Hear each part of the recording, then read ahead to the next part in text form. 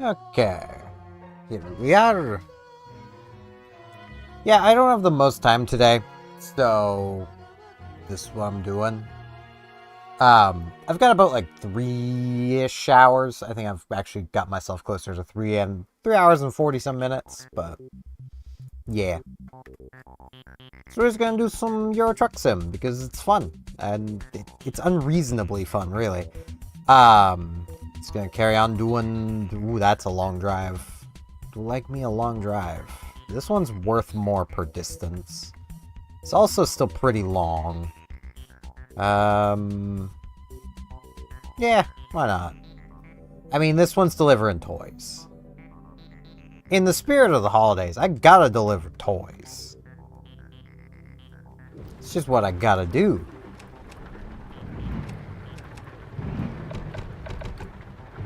There you go. Right. I have it in real auto.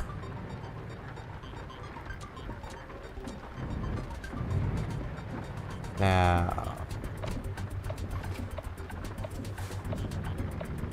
let's see if I can remember road laws.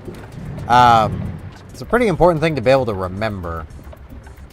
Like, of the things to remember, road laws are probably the most important. So, you know.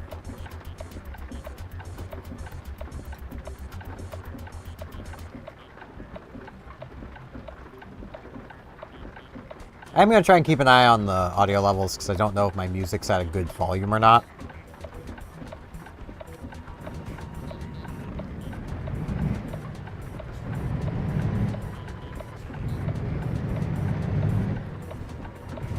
It is at a volume. Whether that volume is good, I do not know. But it feels like it's quieter than the game itself, so that's something. I'm also way too far to the right.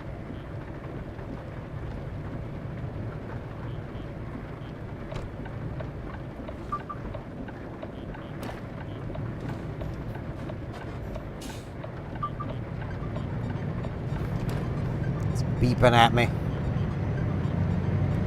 Wait, but it just said 80. But it just said 80. What? Why 80 then 50? That quick. I would go Euro Truck Sim, but let's be real, there's a good chance that is just how the actual road there works.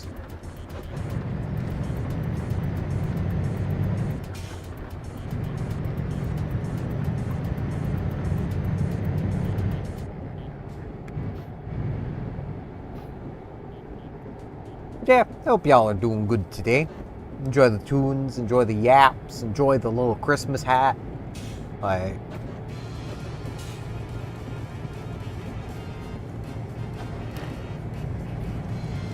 I might end up turning the music up slightly. If I did, it would only be slightly. It's the main issue I'm having. I'm gonna pause. Okay, yeah. Music could be a little louder, or the game could be a little quieter. My name for the game being a little quieter. That seems like a more reasonable thing to do.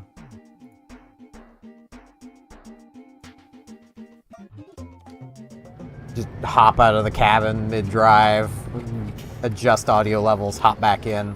You know, normal stuff. Totally normal stuff.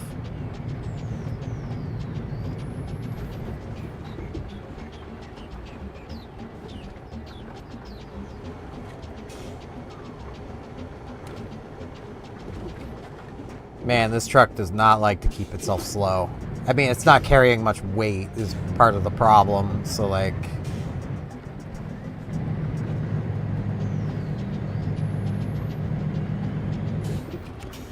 But, yeah, as typical with streams like this, I'm just gonna yap about stuff, and the most recent thing I was just doing / looking at was, once again, trying to suggest some recommended settings for people for Monster Hunter Wilds. I swear, so many people, and I can't blame them for this, but at the same time, like, Come on, guys. This is PC gaming we're talking about here. They want to just fire up the game, slap Ultra, and have it just work. And yeah, that's just not going to happen with modern games. It's just not. The idea of optimizing a game went out the window years ago. Like, quite honestly, the games industry trained the majority of gamers pretty well to not expect optimization. And they started with file size.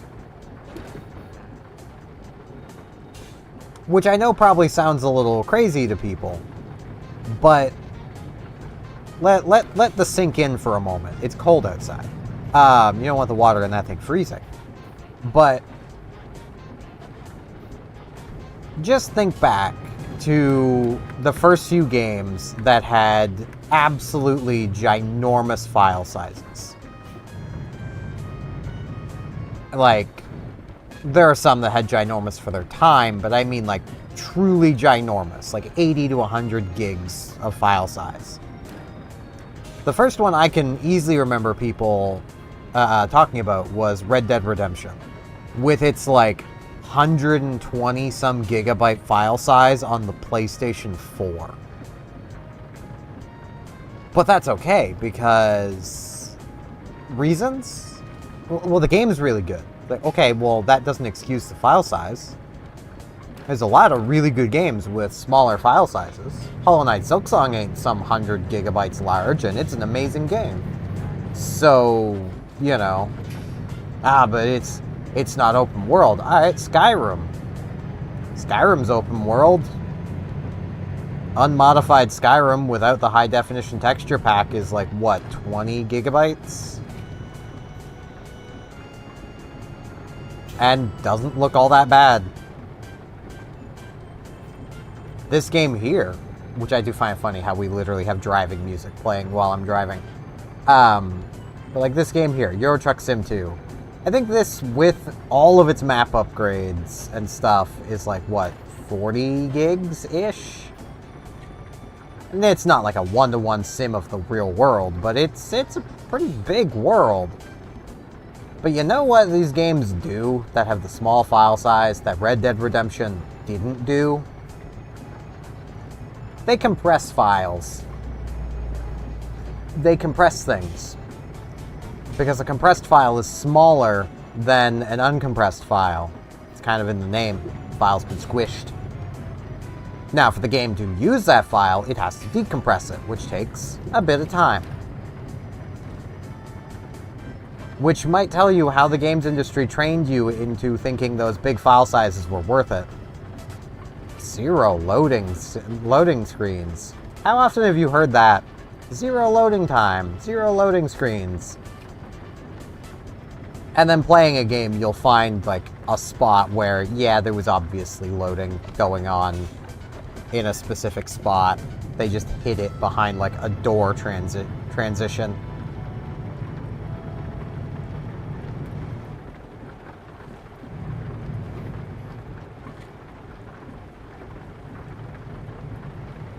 Like, there's still loading in modern games.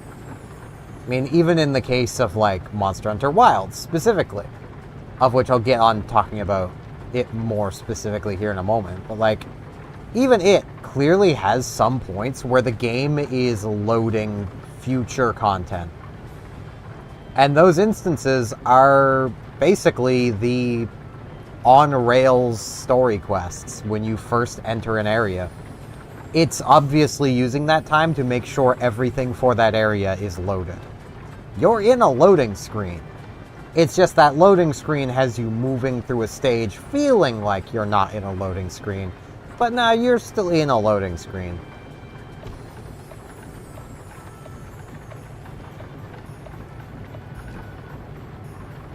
Like, it's just how it is. But yeah, with Monster Hunter Wilds, you'll get so many people like, man, you know, so-and-so's claiming they're getting like 60 FPS and they're on they're on a GPU that's worse than mine. It's like, well, okay.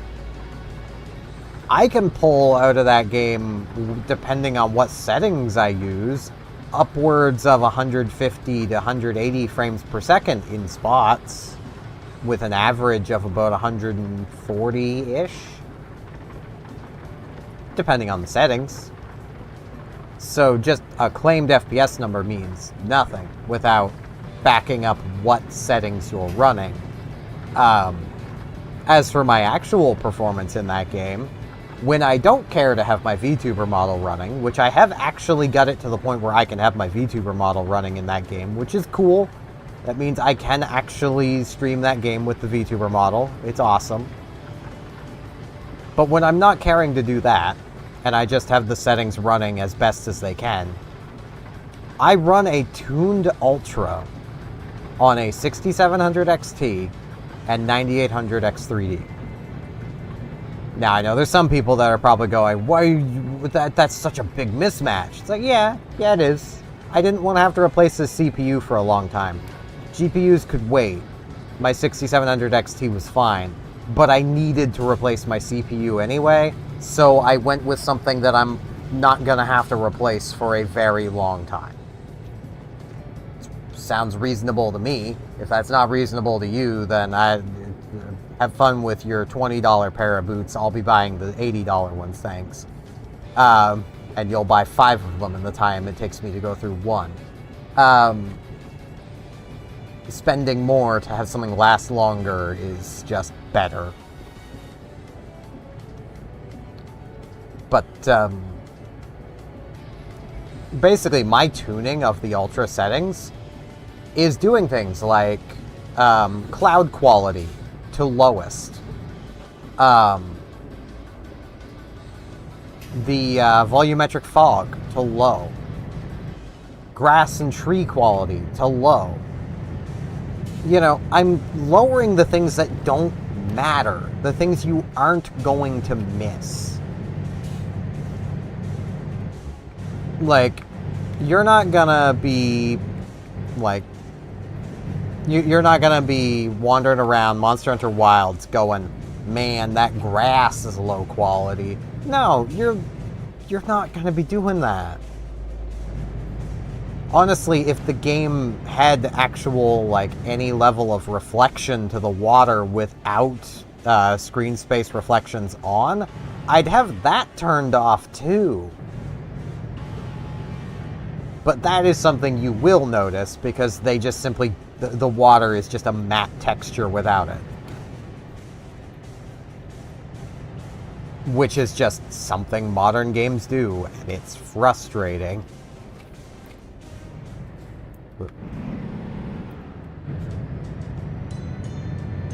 I went to honk my horn because I'm used to my horn being clicking in the left stick, and I just shifted instead. Very smart.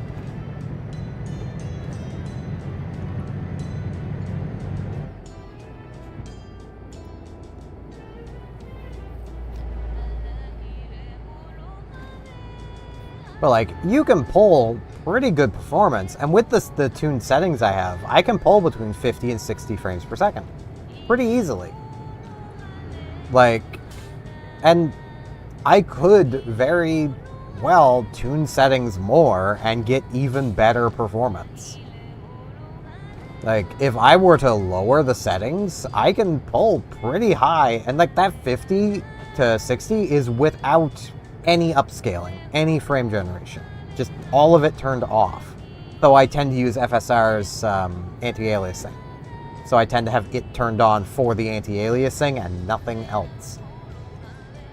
Now, the settings I use to make my VTuber model work, I basically run those same settings, but I lock the FPS to 30. I need this way. I hate these roads so much. They're so confusing. But I basically lock the FPS to 30, and then I use the one instance of frame generation that actually isn't the worst, which is frame genning on 30. frame genning on 30 to make it look like 60. It works, and you won't even notice. Unlike with higher frame gens, where you will notice. But that's mostly because on those higher frame gens... I'm sorry, guys. I need to go this way. So I'm just gonna squeeze on through here. I gotta go this way. That car is put out. You guys are just standing around doing nothing. I will take the penalty. Maybe you should close the off-ramp.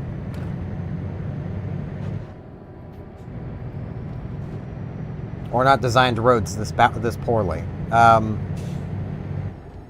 roads are designed like this. They're all bad.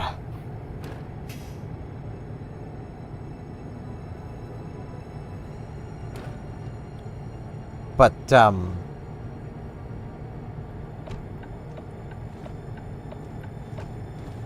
like...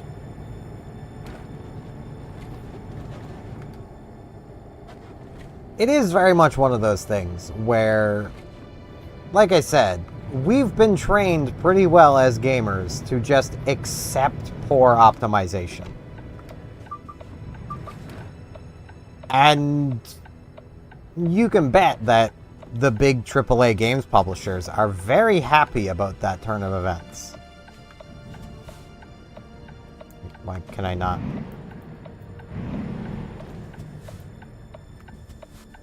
Forward. There we go. My truck was just refusing to go forward there.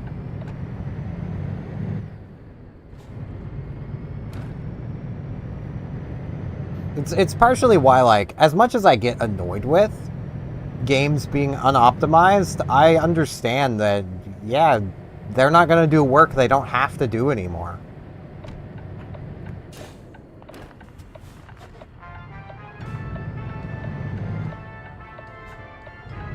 And, like, little car, Jesus.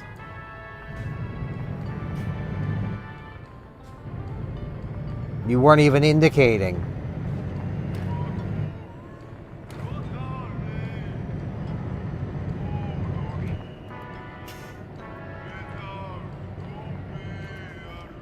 And, like, yeah, it's a sad state of affairs. It's the same as the, like, the game developer, you know, the games industry response to stop killing games.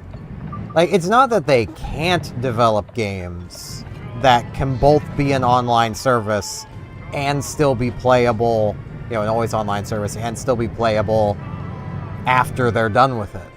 They could do that. They are fully capable of doing that without adding really any extra work to their product. But they don't want to, because they don't have to. Which is why they don't like Stop Killing Games, because that tells them, hey, you have to preserve your game. You can't just throw it away when you're done. You gotta actually make it preservable.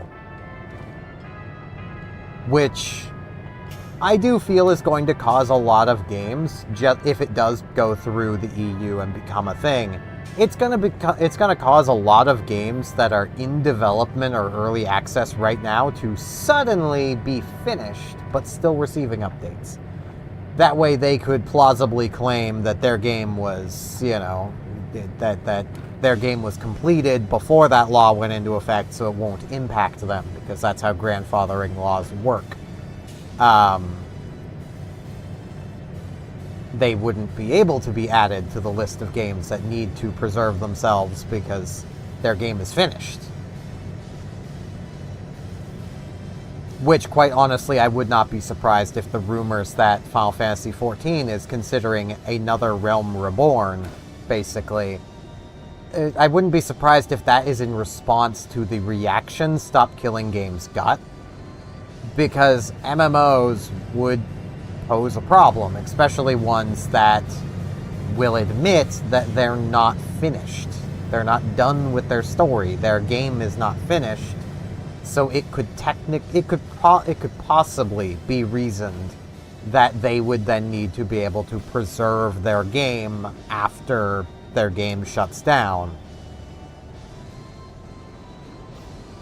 under Stop Killing Games. Even though, Stop Killing Games is not trying to do that. They don't want to, destroy existing MMOs.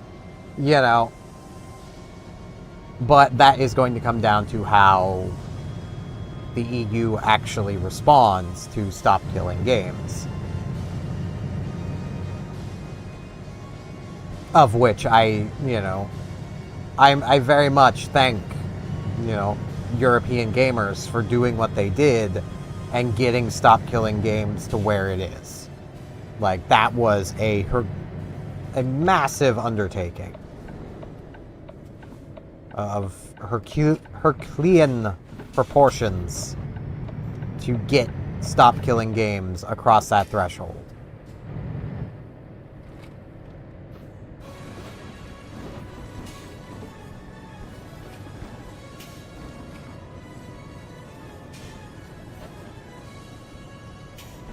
So, very much thank you to EU gamers, because y'all have done more work to preserve games than basically anybody in the West.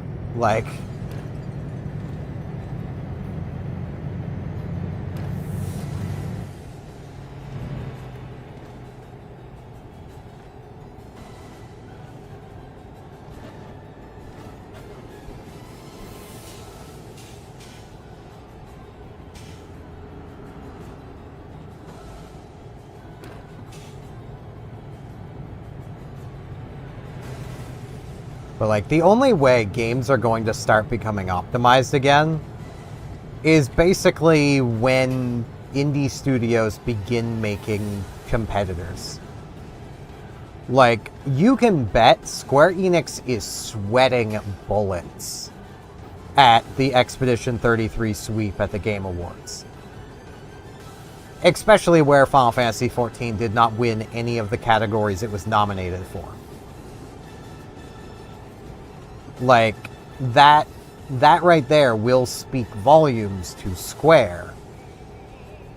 Because, here's this small team with virtually no budget crushing them.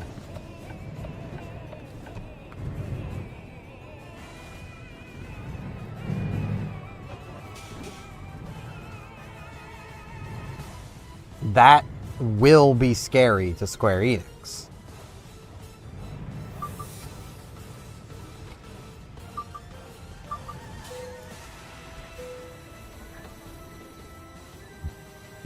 I don't trust that they gave me enough fuel, so I'm fueling up.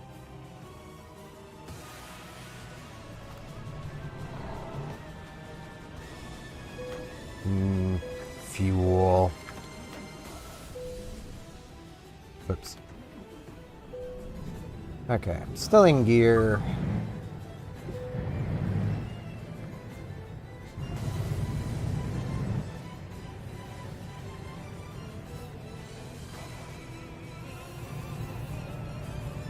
Especially after the kind of disaster that was Final Fantasy XVI, of which was primarily a disaster because it's not a Final Fantasy game.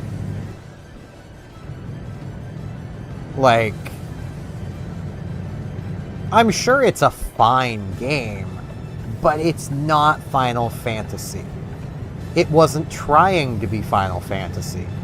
By the admission of the development team, it was meant to be a gateway for new fans, not a game for existing fans.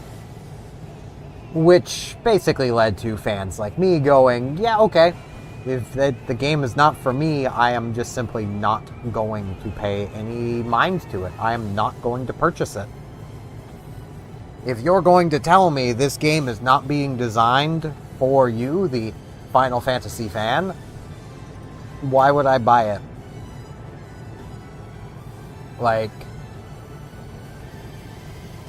I don't know what their hope was with that line of logic, where it's like, ah, yes, this is not for the existing fan. This is for the potential fan. As if everybody who's ever possibly going to like the old Final Fantasies already likes Final Fantasy.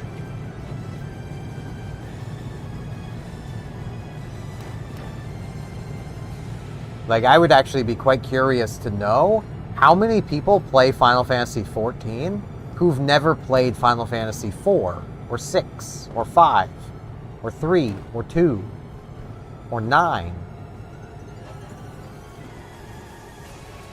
Like, how many people who are, in the trenches, already Final Fantasy fans, have never played the classics? So they don't know if they would like them or not, because they've not played them. So if you give them access to a modern game that plays like the classics, with the storytelling of the classics, who knows? Maybe you'll get more people buying the pixel remasters of the classics.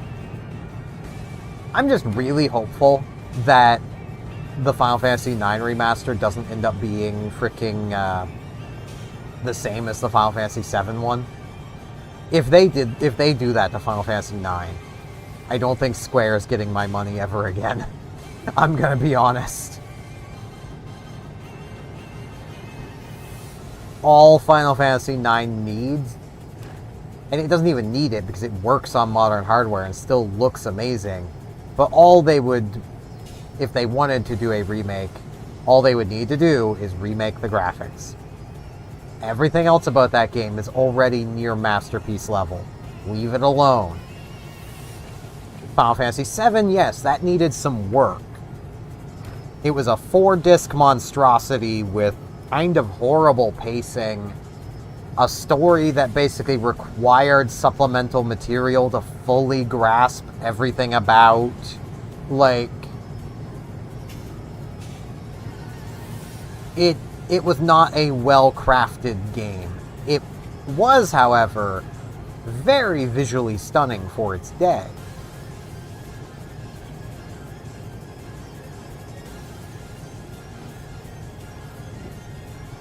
And the thing that will always annoy me as a Final Fantasy fan is that Final Fantasy IX was even more visually stunning for its day, yet 7 gets all the praise for being, such a beautiful game. Yeah, y'all never played 9, did you? I know they didn't, because 7 sold better than 9.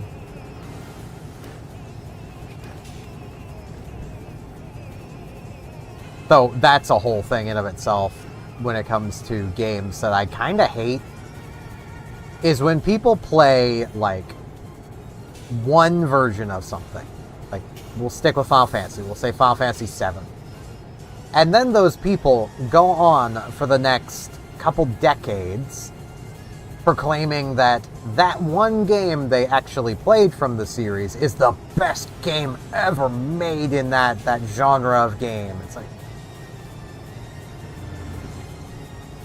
no.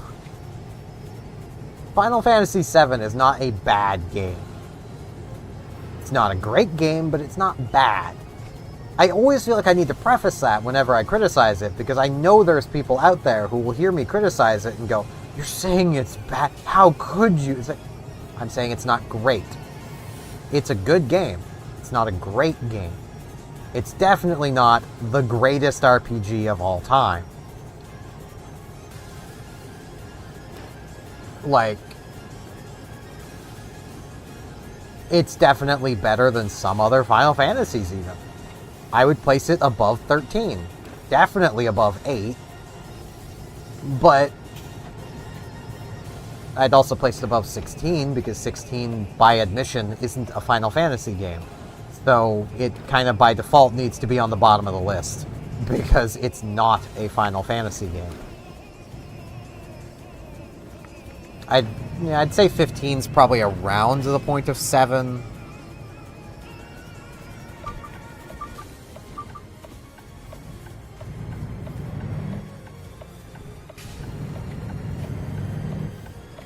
Um, and I'd put the original Final Fantasy around there as well. It's outdated, to put it mildly.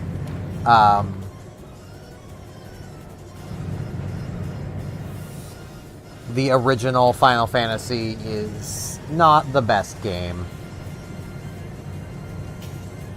It's not bad, but it's outdated, that's for sure. And honestly, I know people swear by the Pixel Remaster. I honestly kind of feel like the PSP version is better.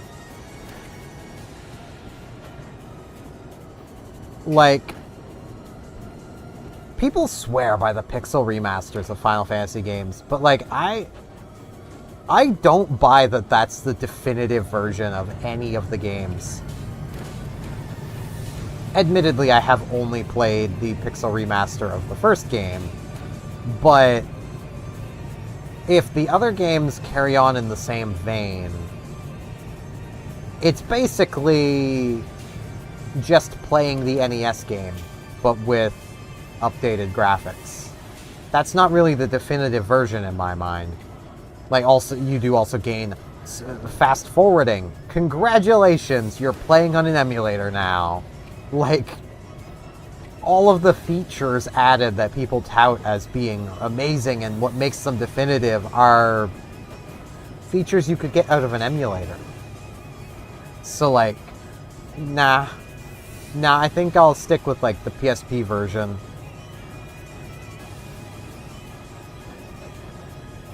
I've actually been trying to, like, decide, in my opinion, what the definitive version of each of the Final Fantasies is. The original, I'm definitely saying PSP. Because the PSP version changes the systems to modernize the game, while also still keeping to the original game's difficulty and fun. Like, it's still just as hard as the original, but instead of having spell slots, you have MP now. You know, instead of having just a fixed number of casts, you have MP that you can recover. Which is so much better. I mean, I don't hate the D&D system, but even in D&D, I wish they would get away from spell slots and fixed charges and instead move on to an MP system. I get that would be harder to track on paper, but it would be doable. It would just require a little extra math, and you can't tell me D&D fans aren't willing to do math. You kind of have to do math to play D&D. It's a mathematical game. Honestly, almost all gaming is math. So if you hate math, oh boy, you hate gaming. I feel so bad for you. I'm teasing there, but all gaming is math. Game development is math.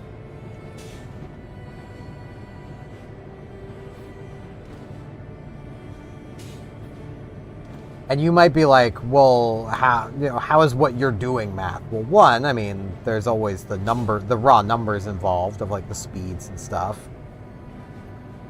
But like, you know, how about the degrees I have to turn the wheel to, you know, stay on curve? If I had a better dead zone on this controller, I could more accurately do it.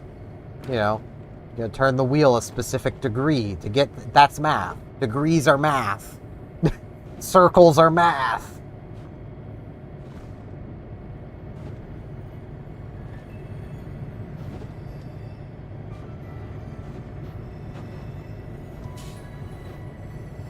But like,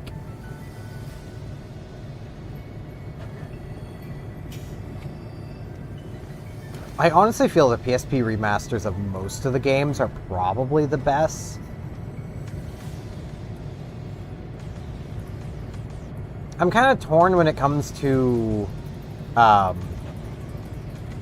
3, because I like the DS 3D version of 3. And there's content missing from that in the PC release of 3. Though that content is also only really accessible via owning 2 copies of the game these days, because it requires basically online features that you can do locally, but, you know, the DS's online servers are long shut down.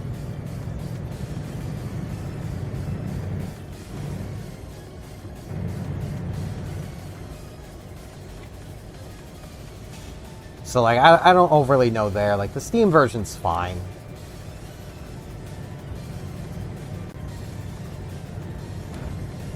Final Fantasy IX, you could honestly just play the original PlayStation version and get by just fine. It hasn't had a remake, really. It's had a PC port. But, you know, you could just play the original disc version. It's the same game.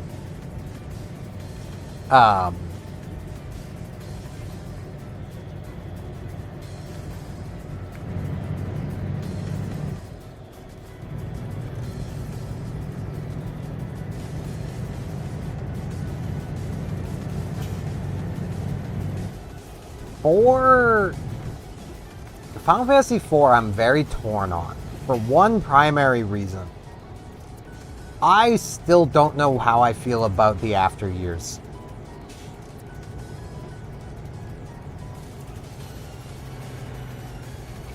Like, they definitely added something to the game, but I'm not sure what they added was necessary. Well, this feels like accidents waiting to happen.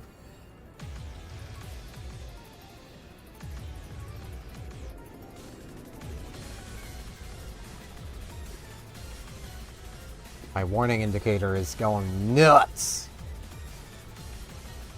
We got a jingle-jangle situation on our hands. Santa's going nuts.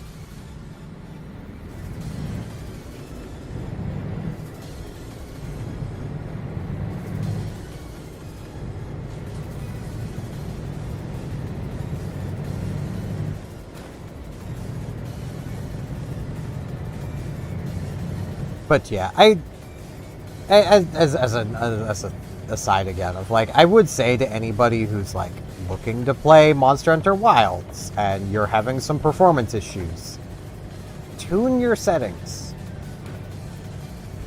Like,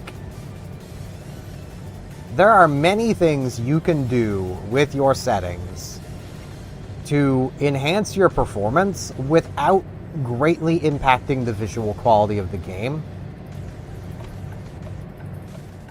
And let's be real, some of the things I haven't done with my performance tuning, I could probably do and I wouldn't miss.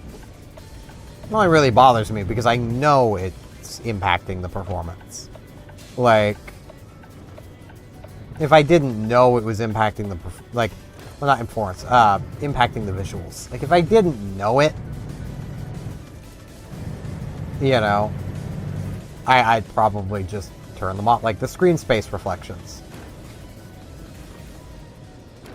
I would very much notice that the water quality is worse than every previous game, but it's one of those things where I wouldn't care as much, especially with, you know, you expect a modern game to be optimized and look good at the same time. Like, they'll do one or the other, never both. Yeah, I may as well get the extra 20 experience.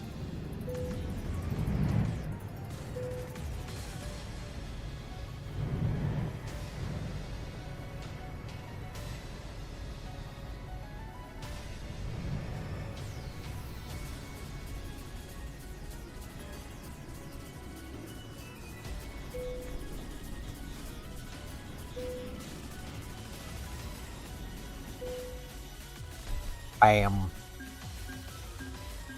A whole 20 extra experience, as if that matters.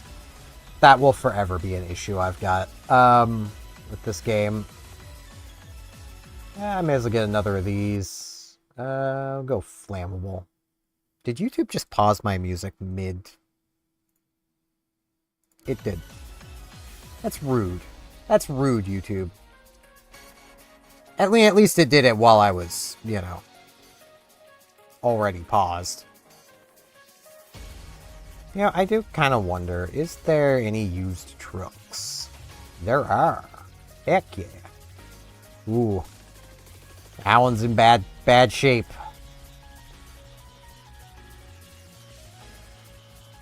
This one's in pretty good condition. I've got a good bit of money, so I could probably get a fairly solid truck.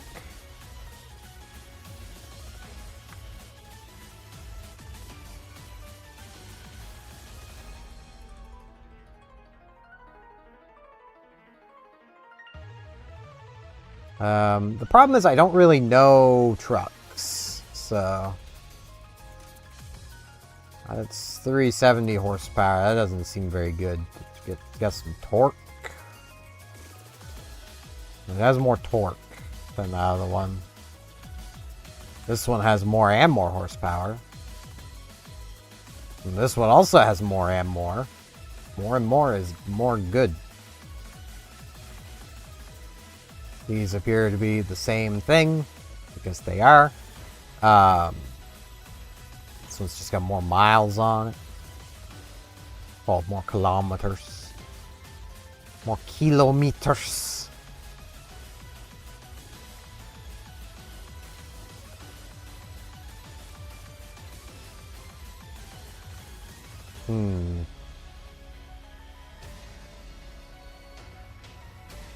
I'm almost tempted to buy one of the really crappy ones, just for the added fun that they give, because they'll break down randomly.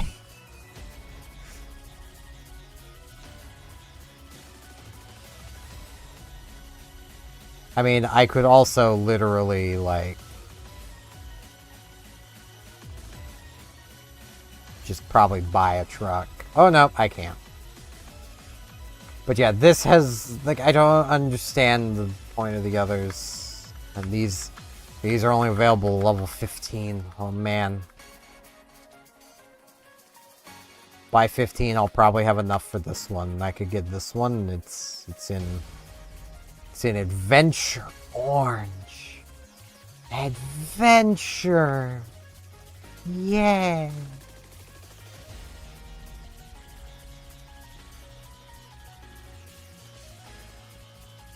Alright, what am I doing this time?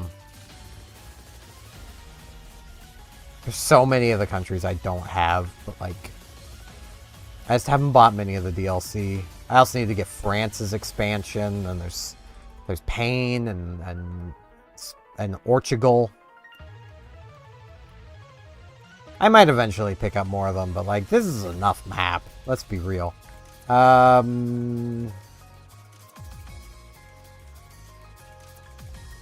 This is a good bit of money. And discovers a lot of places. Let's do some gasoline delivery.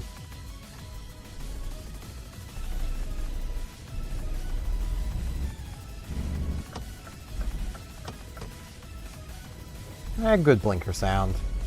I don't know about the horn. I don't have that bound.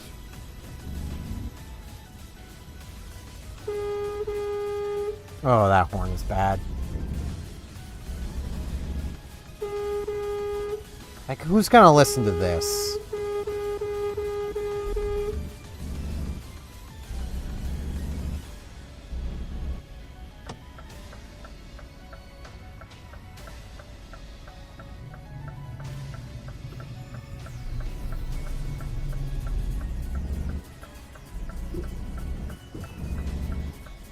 Yeah, I also, like, I will mention, the reason I'm talking a lot about Final Fantasy is, like, I do want to at some point do basically all the Final Fantasies up to a certain point on my channels, which will probably actually start next year.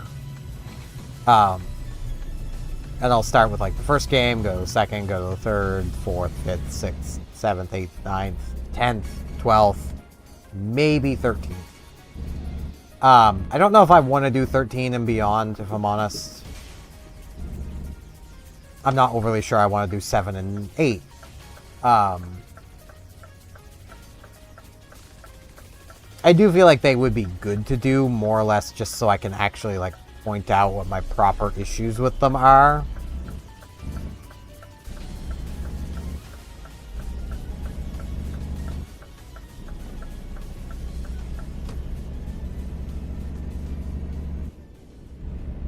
And, I mean, there is a lot of funny things you can point out when it comes to Final Fantasy VII.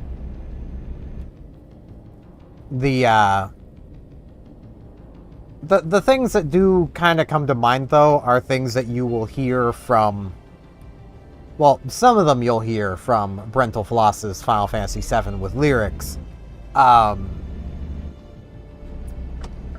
Barrett is very much how the Japanese think a black person acts.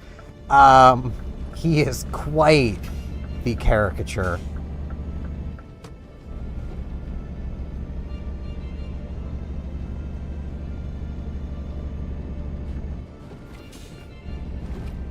Which, you know, it's really up to you whether you're okay with that, but, like, I would definitely ding Final Fantasy VII some points for that one. Though, you could do that for a lot of games and media back in those days, but they all kind of deserve having some points dinged for that, I feel.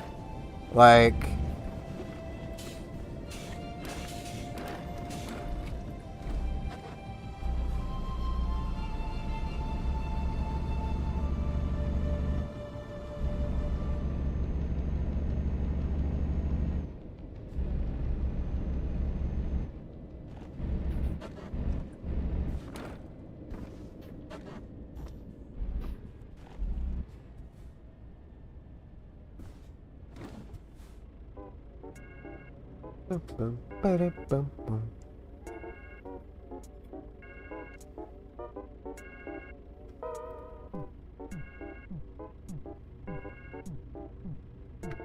I still need to get more variety of music into this playlist.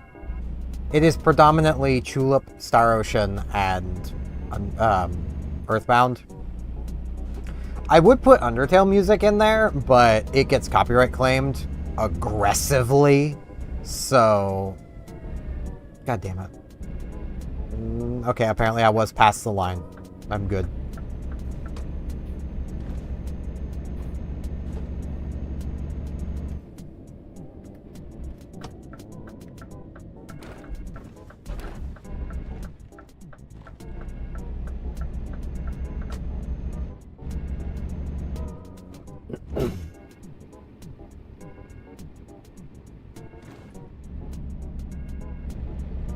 But yeah, I'm trying to build out my music playlist here of songs that effectively just don't, at least routinely, get copyright claimed.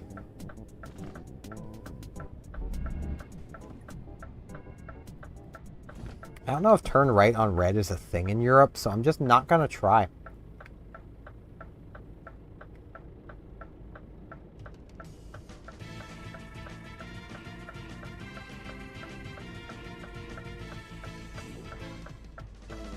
And then we get, like, Nintendo music, which I know there's probably some people who would disagree with this, mostly because I've seen someone disagreeing with this statement not long ago. But I really do feel like Nintendo has chilled out a lot on their copyright claims. And, like, an example somebody gave, they're like, oh, I'm sure this channel would say differently. And then upon looking them up, that channel was basically promoting and advertising and probably linking off to modded Switch stuff. Which, yeah, Nintendo's made it pretty clear. Don't do that. Like, my personal approach is the same as the, I don't want to name the thing, but the biggest repository of ROMs that's easy to find, they don't do anything current gen. And quite honestly, when it comes to emulators, ROMs and such, I don't think anyone should be doing current gen.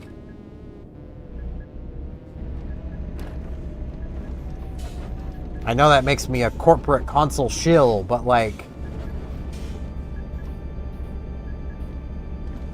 I'm fine with last gen. So, like, when it comes to Sony, PS4, go right ahead. Xbox, I don't know what their last one is. Nintendo, go ham on the Wii U. But like the Switch, PS5, whatever the modern Xbox is, can you tell which console I don't care about?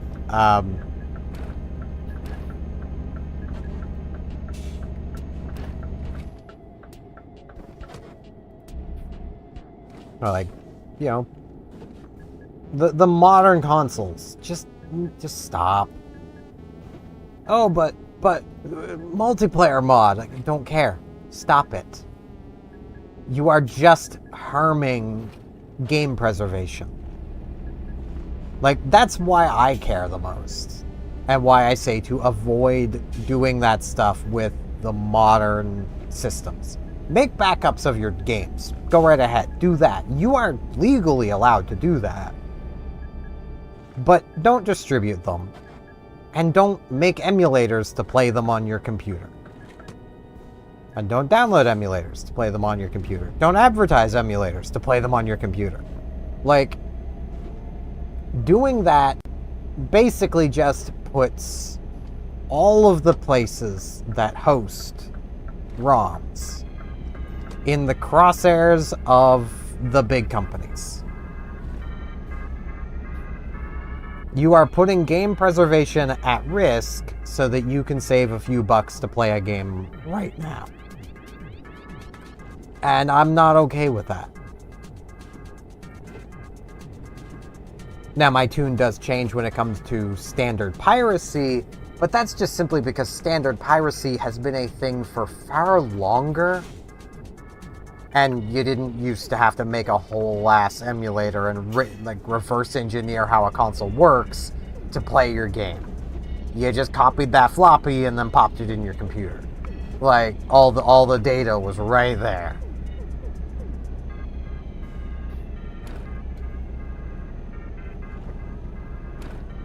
But like, Nintendo has definitely gotten a lot more relaxed.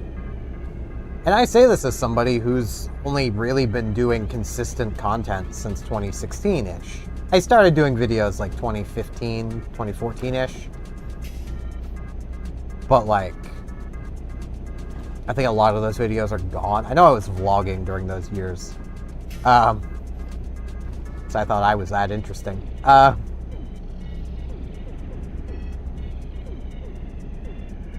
But back when I first started, there was a real risk doing anything Nintendo that they would copyright claim your entire series and they would deny any appeal. They have since stopped doing that, and they released every claim they had against at least my channel. I don't know about others, but I had on a lot of my older stuff a lot of copyright claims from Nintendo. The only times they would ever release the claim is when their automated system, which was flagging things, would flag instances of dead silence with my voice in it because they were just flagging the video at a random spot. And I'd be like, hey, you flagged my voice, so unless you want to pay me for it, and then they would usually release the claim. Those are probably some of my favorite claims to get. Are the ones where it's like, yeah, we claim this section. It's like, that section's my voice. Do I guess I belong to you now? Where's my royalties? Like, shit, I'll take being paid by Nintendo if it means, you know, I just can't use my own voice for things without giving them ad revenue.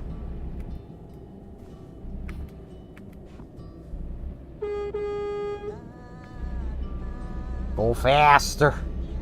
Go faster, Pokey.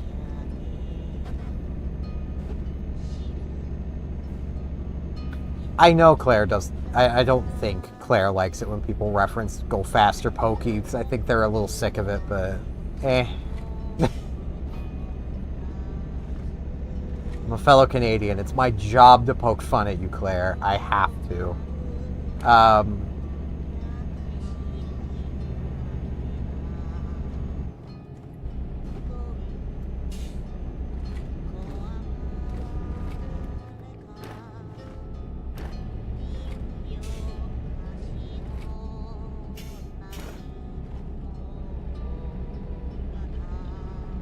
And yeah, I have definitely been on a bit of a ARPG kick lately.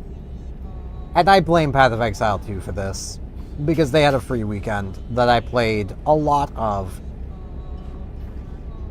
which also has caused some arguments between me and one of my siblings, because the best way to put it is they more or less, they play Path of Exile on the misguided promise from the developers that you can take any character and play any build on them, when that is not how that promise was even removed from their pages for the original game, because they realized, yeah, no, this actually doesn't work.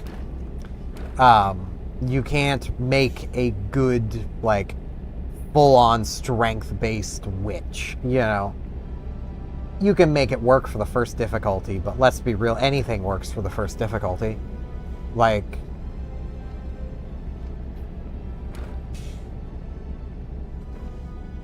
you are more or less intended to play your slice of the pie. Which does lead me feeling they should probably just, you know, rework the passive tree to, instead of having one giant pie, have, you know, everything relevant to a character into its own little pie.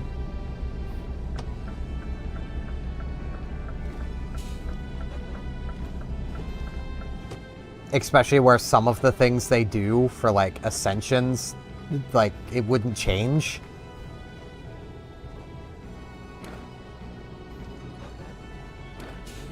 Like, the Scion Ascension in the first Path of Exile. What her Ascension does is basically, after she goes down a specific little area, she gains access to putting points on one of the other character's starting points. Yeah, it wouldn't change anything for her if they just had their own little pie instead of a slice of a giant pie. And, like, I love ARPGs. I don't mind Path of Exile. I like the game, but I do have a lot of problems with it. And, like, I feel like those problems are pretty justified in a lot of ways. And a lot of them are kind of fixed by Path of Exile 2. So, like, that's nice. Okay, my audio is pretty good. The music's probably still a little low, but it's fine. Really depends on the song playing.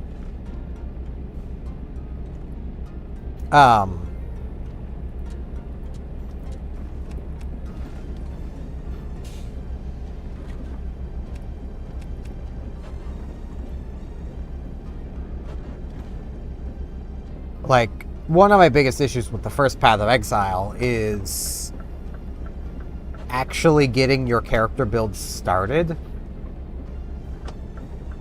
Because you'll need specific skill gems to really start working on a character build.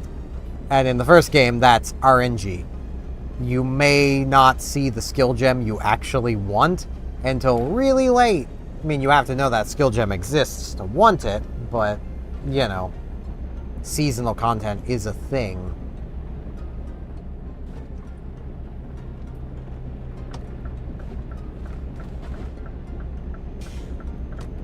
So, you'll probably know a build you want to do, and then you've got to RNG your way to it. Path of Exile 2, you just get an uncut skill gem, choose a skill, which is so much better. Now, the problem with Path of Exile 2 in that system is that they have very, very, very limited skills. Like, that game has been in early access for a year now.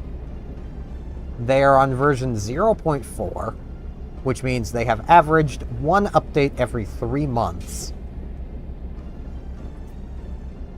And yeah, there's very, very few skills. Like, the Druid they just added, his transformation skills. There is 3 Bear, 3 Werewolf, 3 Wyvern.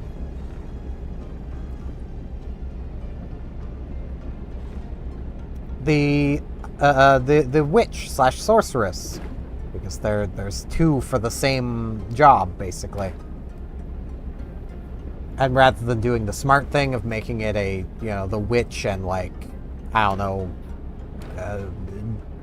magus, so you have a female and male option, they just have two female options. So if you want to play a mage, you're playing a female. Sorry, you gotta. At least a pure mage. But, for them, there's one fire, one ice, one electric spell per tier. And there's like, I think 5 tiers. There is like 12 to 15 just ice spells in the first game. I don't know why they didn't just copy-paste every skill from the first game into the second and then adjust as needed. That feels like what would make the most sense. Especially where the writing is kind of on the walls for potentially the first game to just get shut down whenever Path of Exile 2 finally releases and goes free-to-play. Because then they'll have 2 free-to-play titles competing with each other.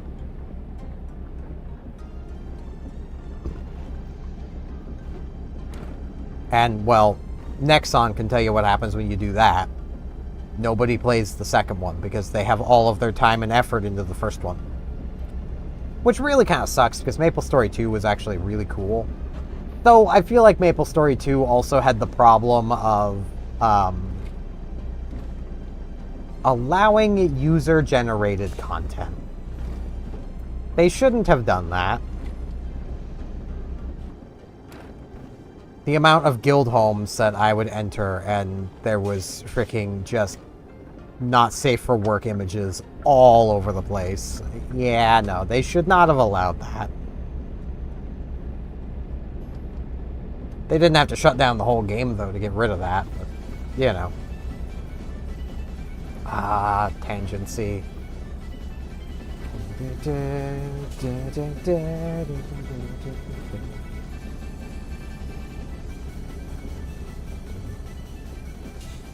Star Ocean 2 is such good music, man.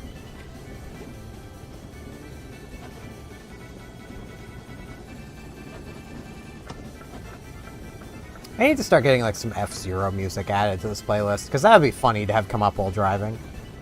I only even use this playlist while I'm doing games that I can't play the in-game music for, but, Part of that is I'm too lazy to download the whole playlist, and YouTube keeps pausing it, so games that have their own OST, I'd rather just use that instead. And, like, this game has in-game radio stations that are real radio stations, and you will get copyright striked out the ass for using them. Though, funnily enough, from the one time I did play an actual radio station, I was getting copyright claims and blockages from the advertisers.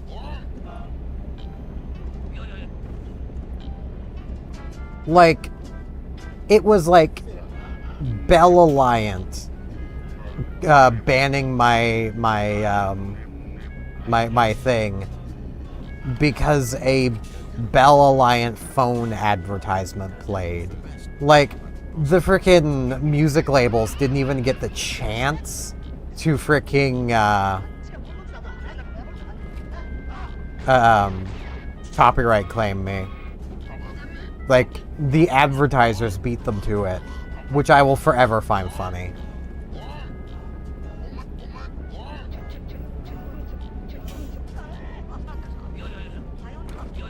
I do feel like the music should be a little louder. I'm gonna turn the music up. It's like, it's not bad volume, but it could be just a little bit louder.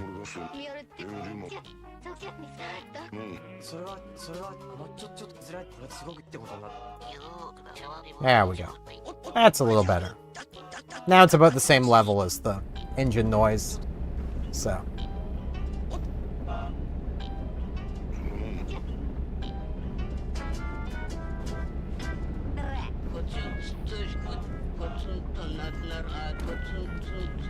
Oh, the freaking view bots over here offering me the cheap viewers again, man. They know I've already got the best viewers, so they gotta try to get me other ways, I suppose.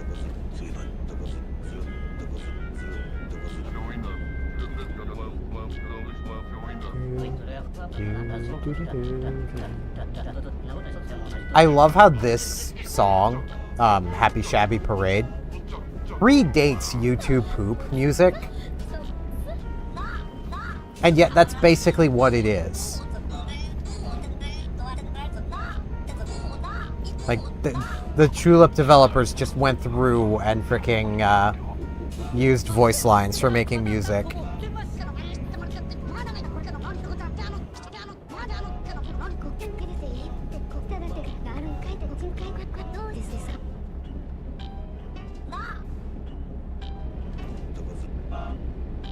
I still need to play Stray Children. I had completely forgot it was even coming out, so I had no money set aside for it. Come on, bunny!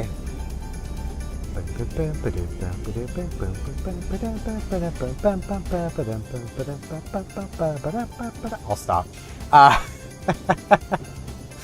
It's Come On, Bunny! The factually better Chocobo theme. It's just objectively better. You can't win this fight. Mostly because Bunny can just phase up cliffs. Beat that, Chocobo. Chocobos are stopped by mountains. Bunny cares not.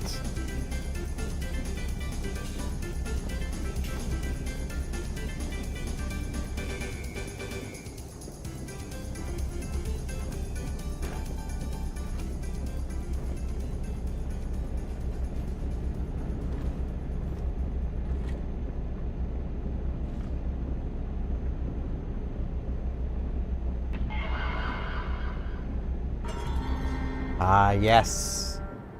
My theme. For I am an underground resident. Not gonna lie, I have kind of thought about trying to make my model very, like, tulip-y. I just don't know how exactly I would go about doing it. I mean, technically, I could already be very tulip-y, because, like, that's kind of the thing with Tulip. The underground residents are a wide range. Like, they're not just weird monstrosities. There's some that are just a dude. Like Dr. Phil. Dr. Phil's just a dentist. He's a dentist and an inventor. Pinch Poncho is just a dude in a poncho. Jam Track 415 is just a dude in a mask. There's dudes. Jigsaw is Nightmare Incarnate, though also isn't a dude, so, you know.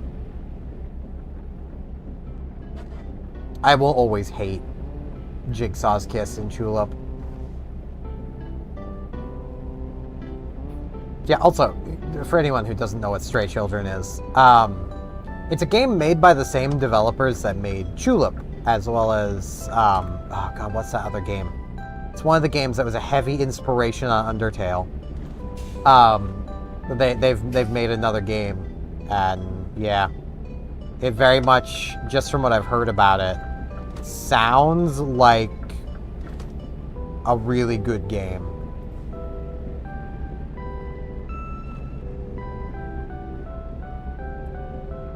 The only thing is, I don't know if they would be okay with people, like, streaming it. So I don't know if I would stream it. Because they literally have on the store page, like, hey, keep the final boss a secret. Which, like, yeah, I could do that, honestly. Though that would be a very unsatisfying series, but I might just, because I'm not going to have it for a while anyway, I might just wait. Play through it on, like, at a future point.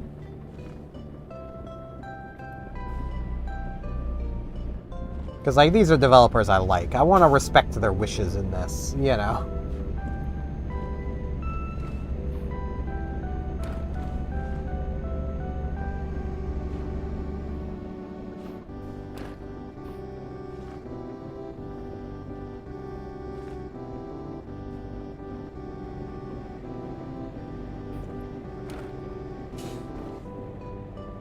What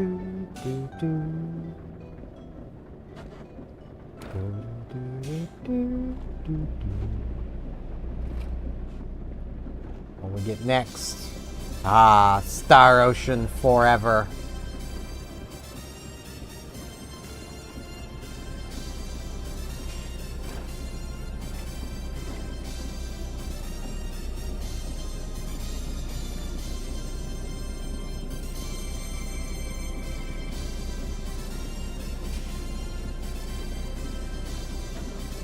I love this music so much. I'm actually thinking on like my New Year's and Christmas stream of like playing through Star Ocean 2 just as those streams. Though I might also just do some like just chatting sections and like they're gonna be very variety, I feel. Just like doing a bunch of stuff. Because like I want to, like, I've been doing for a few years now of basically a stream on Christmas Day. I'm thinking of also doing one kind of Christmas Eve to, like, you know. I want to give people that have nowhere else to be somewhere to be, you know?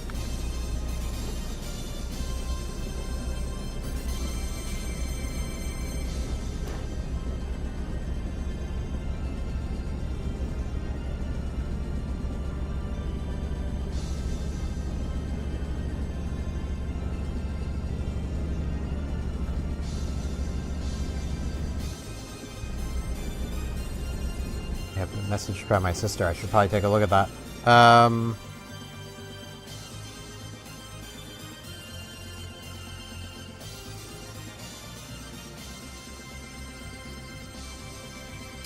I forgot to do that.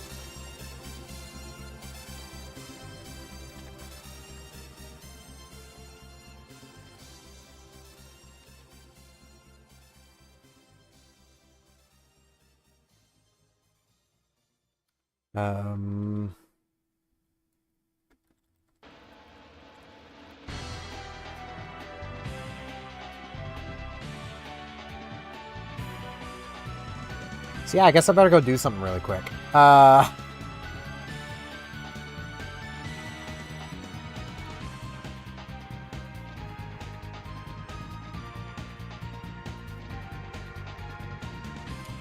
gotta go poke around and see what ingredients I might need for baking stuff in a few days.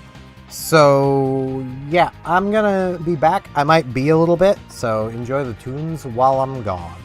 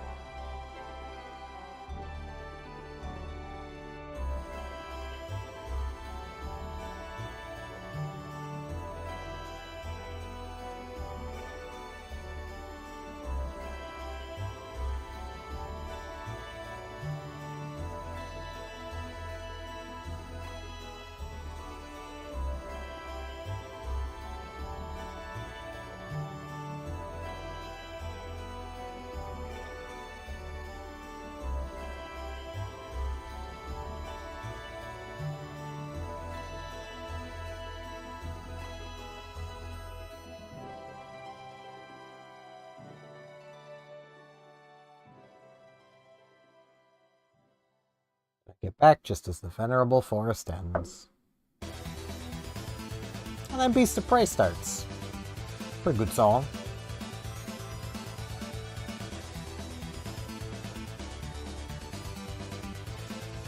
There we go. Had to hit my button twice. Problem with baking things is remembering what I'm gonna need. I just hope that my quick skimming through, I found everything I'm gonna need. I do apologize for that extended BRB, but...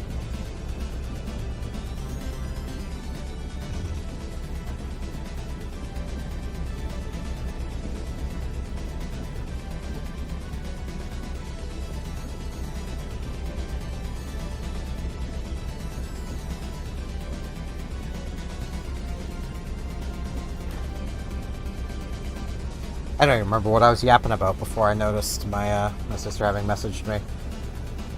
Stuff.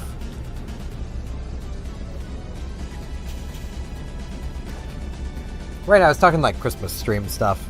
I still don't know exactly what I'll end up doing for that. Like I said, it'll probably be very variety stream. Probably like a pretty healthy mix of stuff. I'm actually kind of thinking of, because I really enjoy this game and I kind of want more people to know about it, of playing some Top Shop, which is a PlayStation game, original PlayStation game, that is kind of Monopoly, but more invested. Like, it's very board gamey. But, like, you're basically going around, effectively, a mall, buying up shops. And then when you land on other people's shops, you have to buy something from them.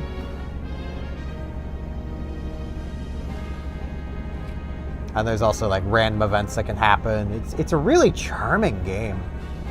But I've never really seen anybody, like, talking about it. So... But, yeah. I definitely want to do, like, the Christmas Eve and Christmas Day stream stuff. Because, like, trust me, I know how much it can suck to feel alone on those days. So, like, I want to give people just a place they can come, chill, chat, and just enjoy themselves. Like, I want to hear what you guys get for Christmas, how you're spending it, what you're eating. You know, I want to hear that stuff.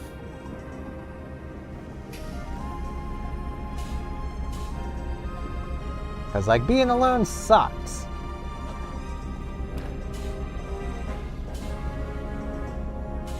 So I want to offer a place for the lonely to come hang out and not be lonely.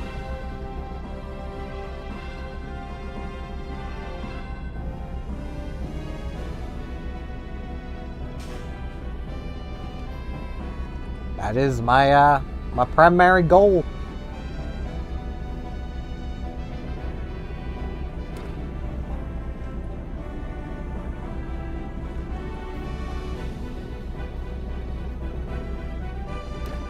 And through baking some snacks, hopefully I will have just enough food to not have to, like, end my stream at some point to go get food. Although I probably wouldn't end the stream, it would just be a very extended BRB, but still, like, you know. Prague! In Poland, I believe? I don't know geography. Do I look like a geographist to you? The truck, you are making me go through this wrong. I need to be in there. And then I blinker to indicate I'm leaving here. Because I think how that works.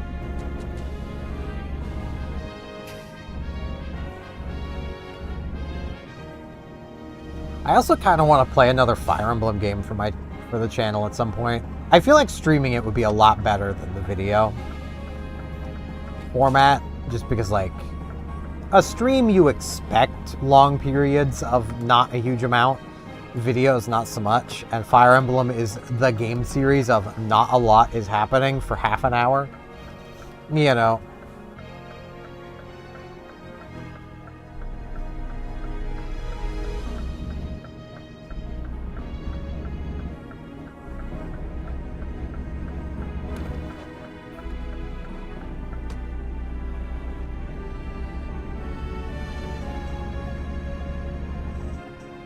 I am very much looking forward to when I can actually get my 6-day-a-week stream schedule going. As always, I just need Mondays to agree with me. That is the biggest hurdle, is getting Mondays to agree with me. I could just move to 5 days and just take Sunday, Monday off. That is something I could do. But I want to stream on Mondays more than other days. If I take an extra day off, it might be like Wednesday.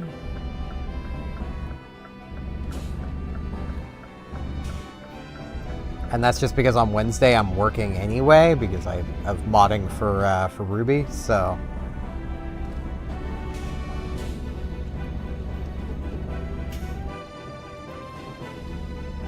Which isn't so much hard work as it is just, it takes up a lot of time. I enjoy watching Ruby streams though. They're really fun.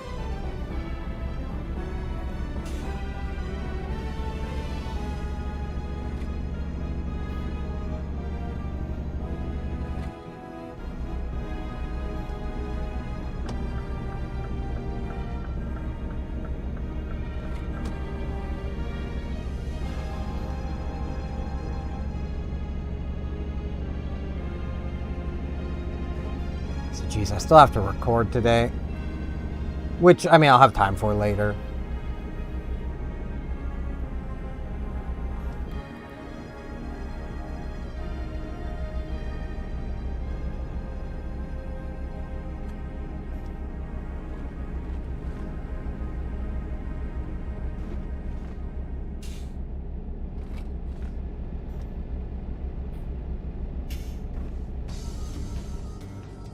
Ah, the theme of Discord.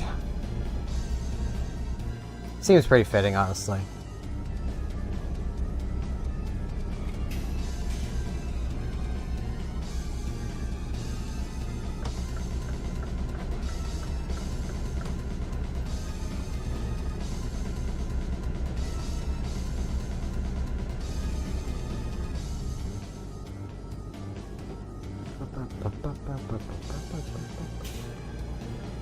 I should really stop doing that, but this music's so good. You might want to stop me, but you can't. You just can't.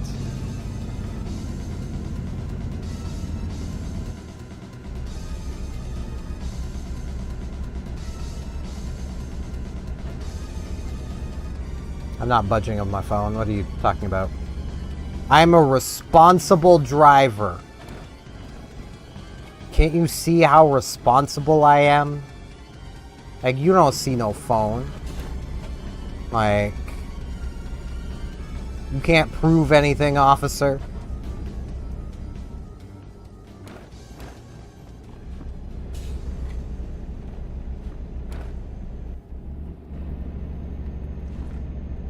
I need to charge my phone.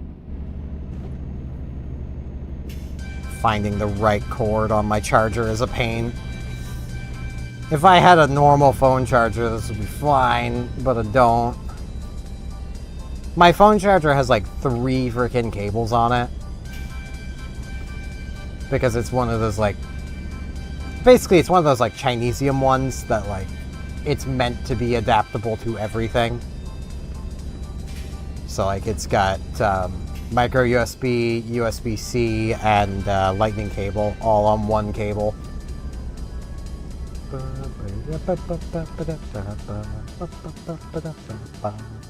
This is the Fun City music. This is where you can bet on bunny races.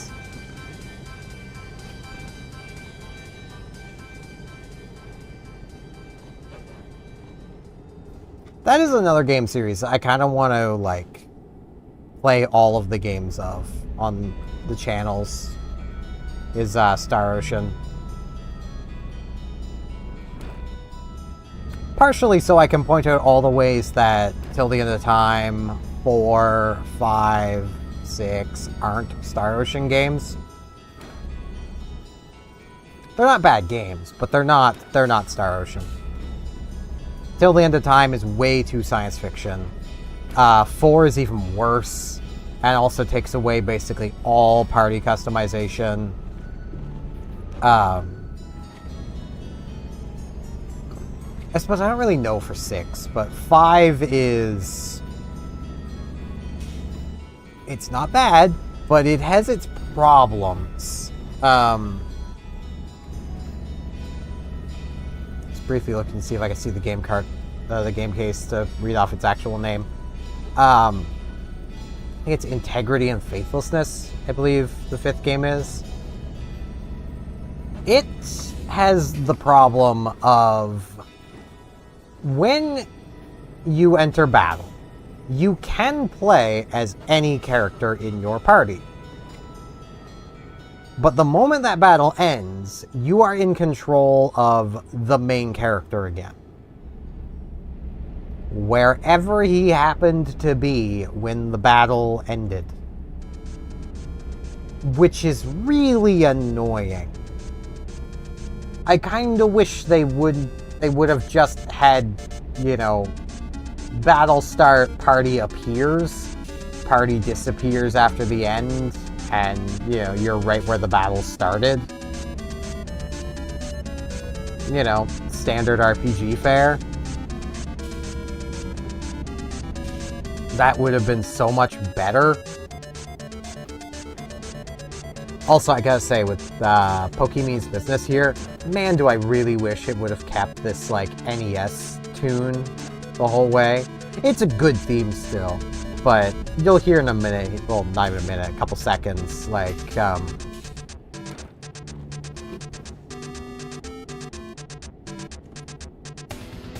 this.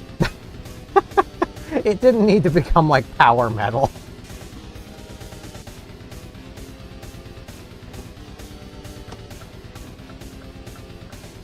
This is a really fun final boss fight, though. Of which I don't want to spoil the solution for anybody who's not played Earthbound. Like, this is a very, very unique final fight.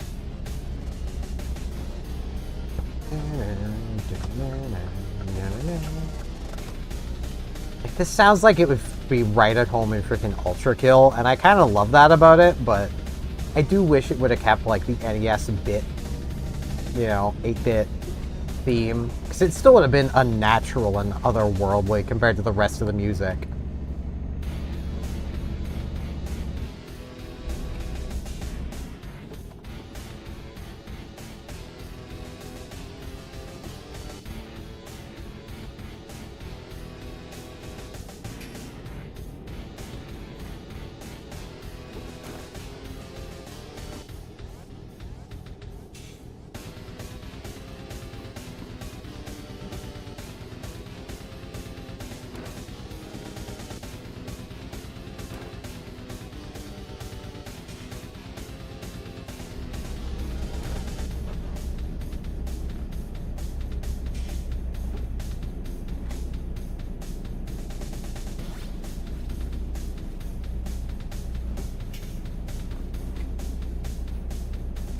Win!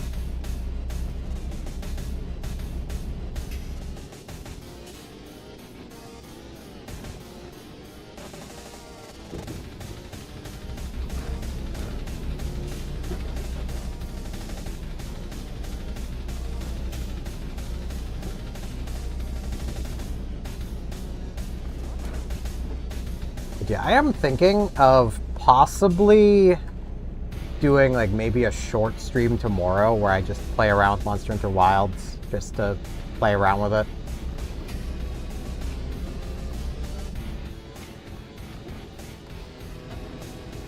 I don't know yet, though.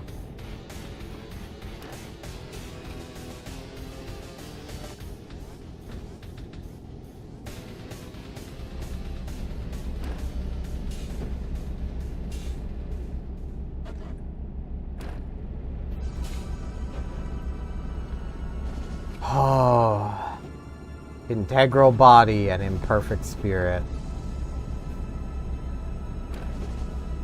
Man.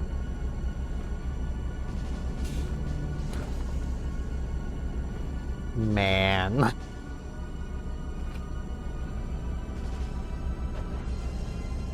Frickin' Gabriel.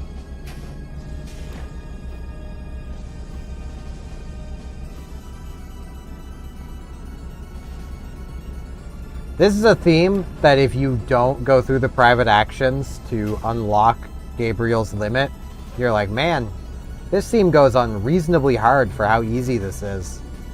Yeah. See, that's the thing. You're not actually fighting him. You're fighting him when he's not angry. If you break Gabriel's limit, he becomes quite the problem. I've yet to get back to him on Chaos difficulty in the remake, but I can only imagine how difficult that fight is. And I can also only imagine just how easy it still is abusing Force Field on Pressus. Of which I know that there is a very particular Star Ocean superfan who would disagree with me that Pressus is in any way good, but he is very set in his ways. Or she, I don't actually know. I've always just called them he, based on their username. Could be a she. I do find it kind of funny how they commented a few times on my first departure theories. And I've stopped feeding them when they come at me with like, that character's trash. And I've literally just been going like, hey, how you doing? Long time no see. I do hope they're doing well, like, because, like, at the end of the day, we're both fans of Star Ocean, so, like, I don't see why I need to be arguing with them. I will forever warn people away from Veg Hessler's advice, because if you play the game the way Veg Hessler suggests you play it, it will ruin your experience. It just will. I don't understand why they go through such immense grinding, but if they want to grind to level 70 before they're done with Sylvolent Mines, power to them.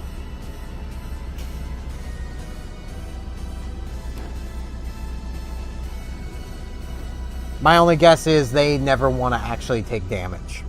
Like, yeah, I remember I was yapping about Path of Exile, and then got off yapping about other stuff.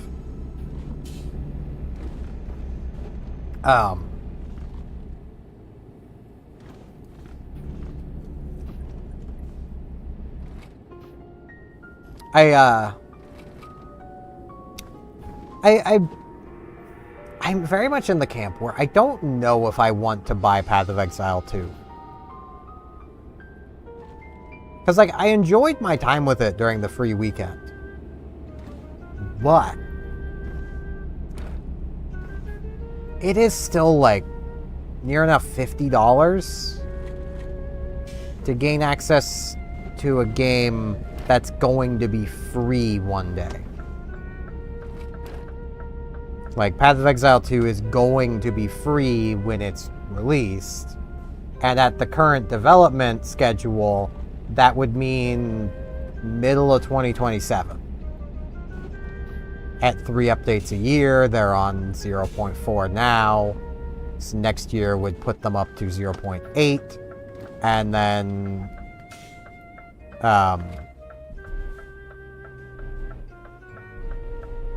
the year after that, around their second update, would be 1.0. That is, if they keep to the current development schedule. So that would mean paying $50 to play a game like a year and a half early.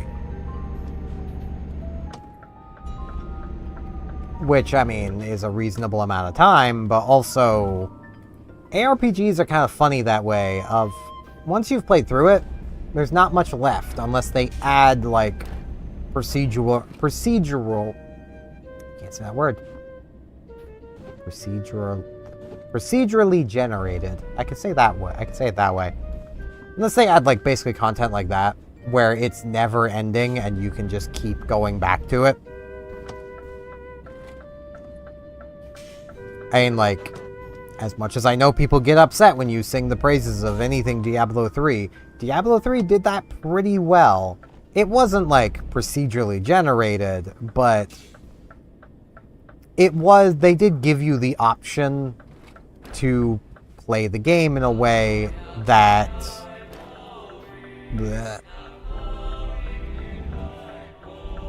basically could keep your interest once you've beaten the game.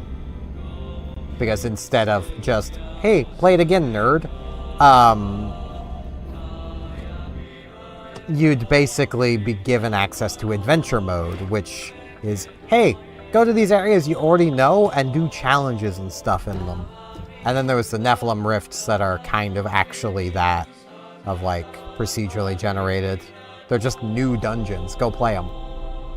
I don't know why I'm bothering with this. It's 40 experience. 40 experience is nothing. It's nothing, I tell you.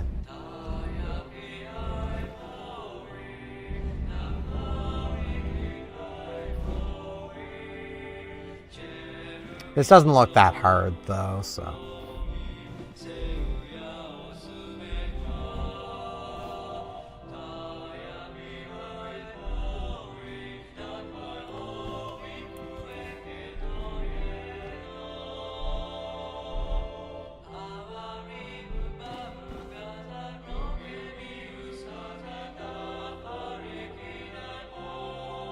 I'm a little off to the side. Yeah.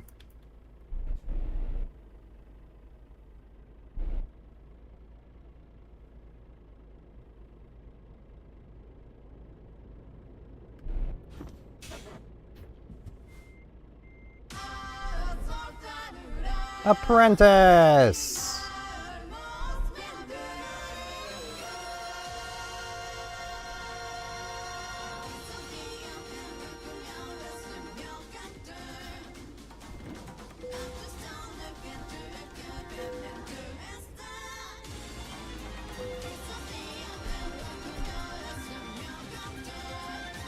Apprentice is such a good theme.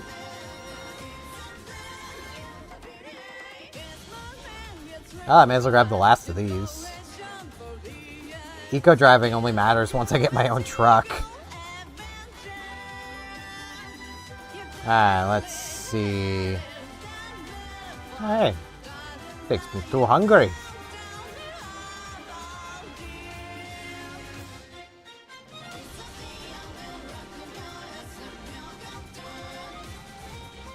This is better money.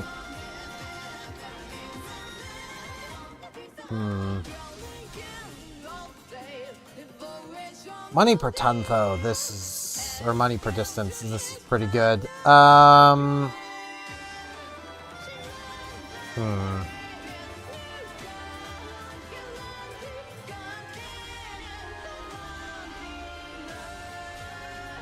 This will discover me 2 areas. So that, yeah, that would be pretty nice. Plus, I mean, the 22,000, it's hard to turn down. Near enough 23,000.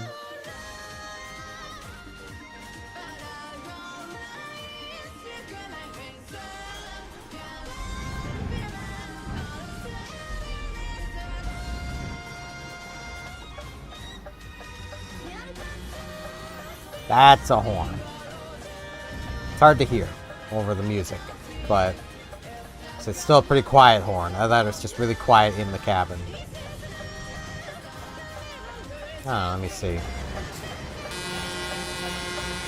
Just very quiet in the cabin.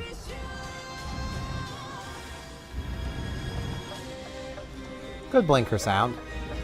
I like this truck. Gaff.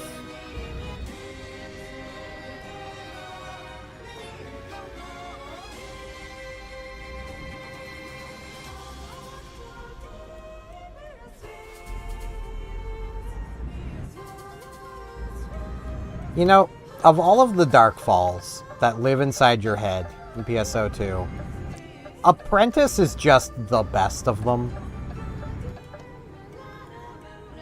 And I say this on the account of, like, she's the one that actually cares about you the most. To Luther, you are something to study. To Gemini, you're just the toy that doesn't break. To Elder, you're just a means to his end.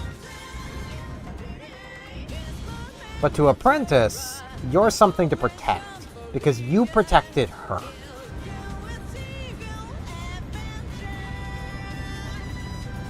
You not only protected her, but you saved her.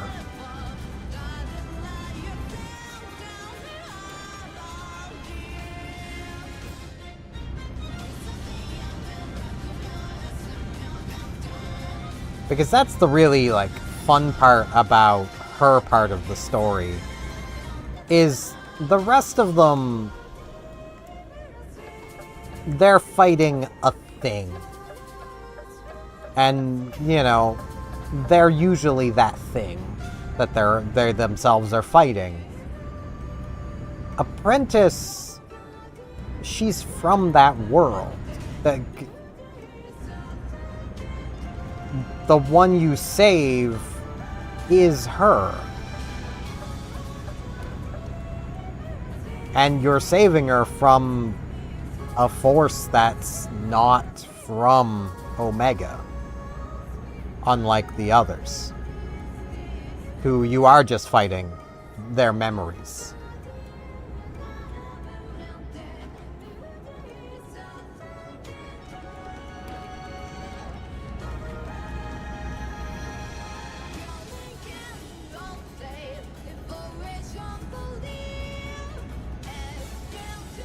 Honestly, if I have any complaint about Apprentice, it's that you'll never hear her full theme while actually playing that mission. Or any of the missions involving her, because this is a long theme.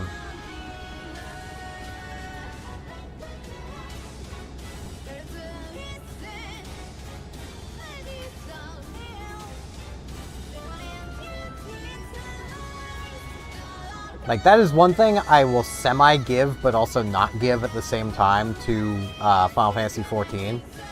Their boss themes are pretty concise. But that also means their boss themes are pretty concise. They're not really big, grand themes. You know?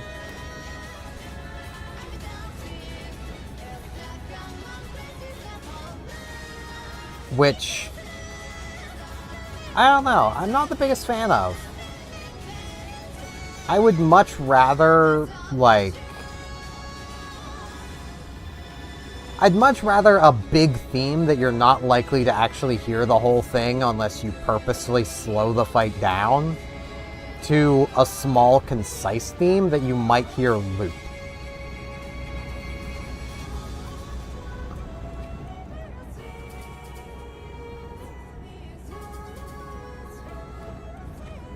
Not that the themes in 14 are bad. I don't want people to take it as that's what I'm saying.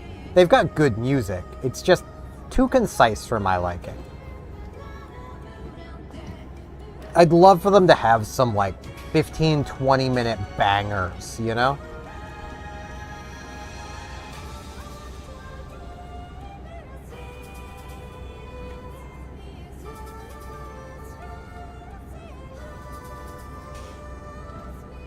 Especially for those fights that definitely take longer than the theme is long. Like, the fight against Ultimate Weapon at the end of A Realm Reborn. That fight takes so much longer than that theme is long, just because of the mechanics of the fight. It really could have done with, like, a PSO2 length theme. You know, that whole mission's like half an hour long. Give them a half-hour long theme.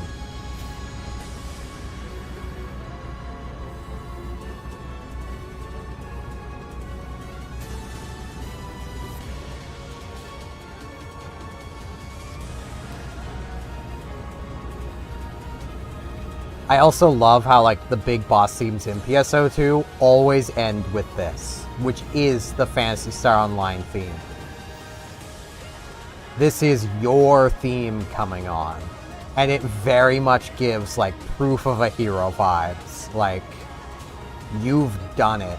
Now finish this. You know.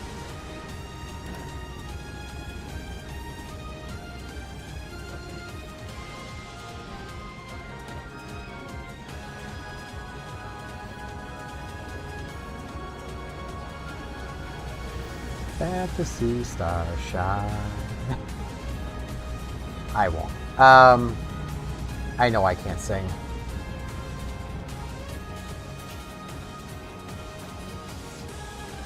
I mean, I probably could if I actually allowed myself to, but nah.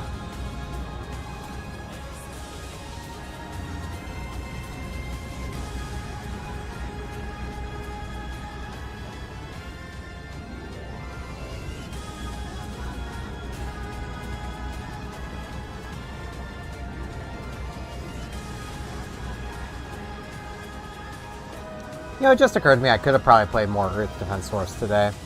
Yeah, it's fine. This is the first thing I thought of, so this is the first thing I'm playing. I gotta keep an eye on the time. I got about like an hour and 20 minutes left, so before I should probably wrap things up.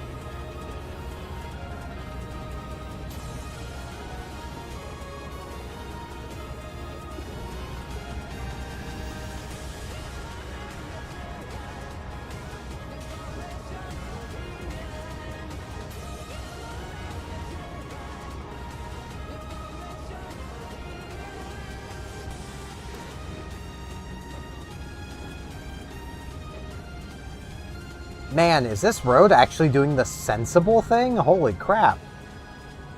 The amount of roads in these games, and I've seen in real life, that rather than squish the outer lane into the center lane, make the freaking rightmost lane merge into the middle, thus causing congestion because the whole thing is a stay freaking right except to pass.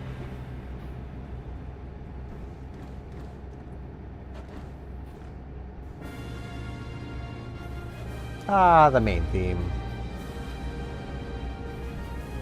Can I just say, Fire Emblem Shadow Dragon is probably the second best Fire Emblem game. Like the DS remake of Shadow Dragon. With the only game, in my opinion, being better being New Mystery of the Emblem, also on the DS. I know I've yapped about this before, but man, I just made myself annoyed thinking of this again. The number of people who are like, Awakening saved Fire Emblem. No, it didn't. Any new Fire Emblem would have saved Fire Emblem, because the issue was they hadn't released a game in forever.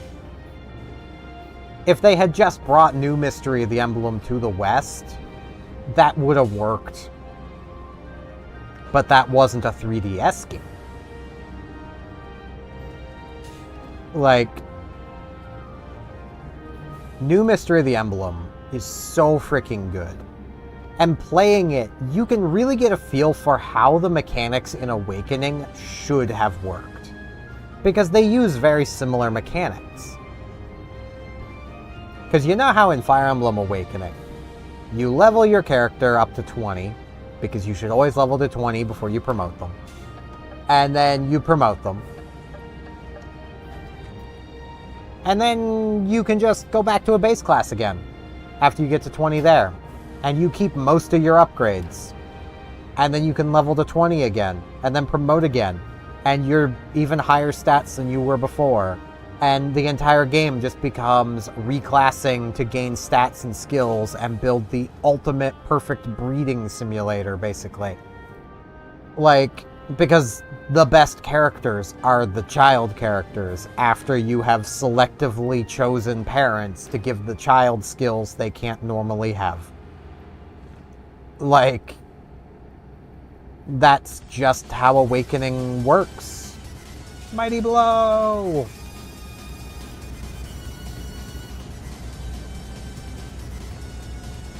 And like, I kinda hate that. I would so much more rather, like, the way New Mystery of the Emblem does it. You can reclass but you stay at your level. You still only have a certain number of levels. So if you want to reclass, you have to do it early. And you can only have so many characters of a specific class. You can't just make your entire army the best unit. You still have to have a mix. Like, that's so nice. There also are no child characters to pass on skills and stats to. So you don't have to care about, who's partnered up with who. You can actually do it based off of their personalities and pair people together that actually make sense to be paired together. Because, I'm sorry, when it comes to Fire Emblem Awakening, it does not make any sense whatsoever for Tharja to get with anybody except the protagonist. She's kind of obsessed. Musashi's theme.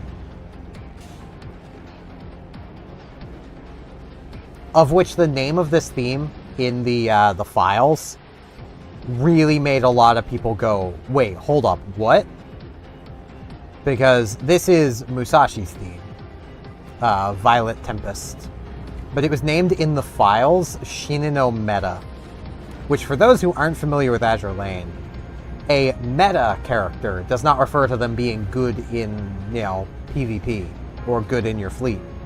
It refers to a state called metamorphosis, of which their cube that makes up their form has been corrupted in some way and forced through basically a stage of evolution.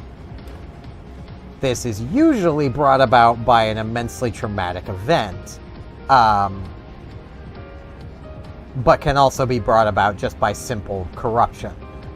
And also seems to be able to be caused intentionally as well, to create basically better riggings.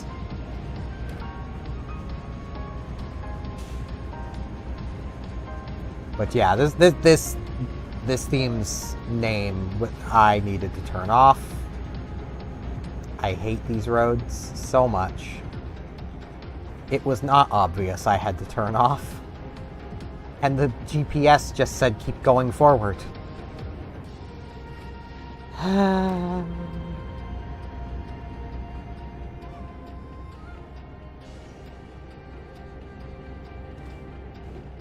This has added some time to my trip. Nah, I don't think so, my guy. I don't think so. I'll be timing you out. None of that.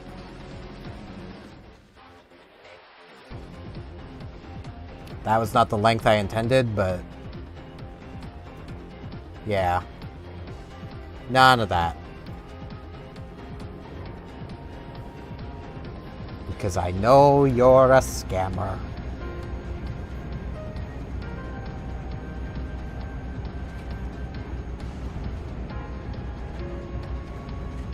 Or at the very least, you're using a message very similar to one that scammers use. So, yeah, no.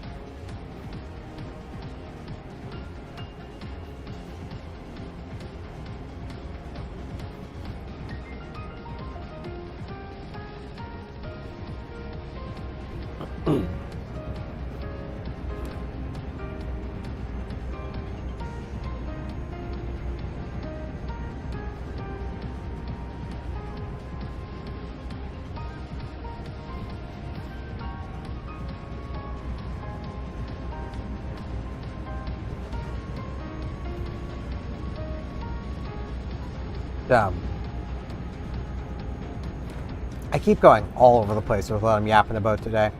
This is the problem when I don't have anybody in chat to keep me on a topic. I just yap. And my brain is everywhere. I have the attention span of a squirrel on crack. Like, it's not good.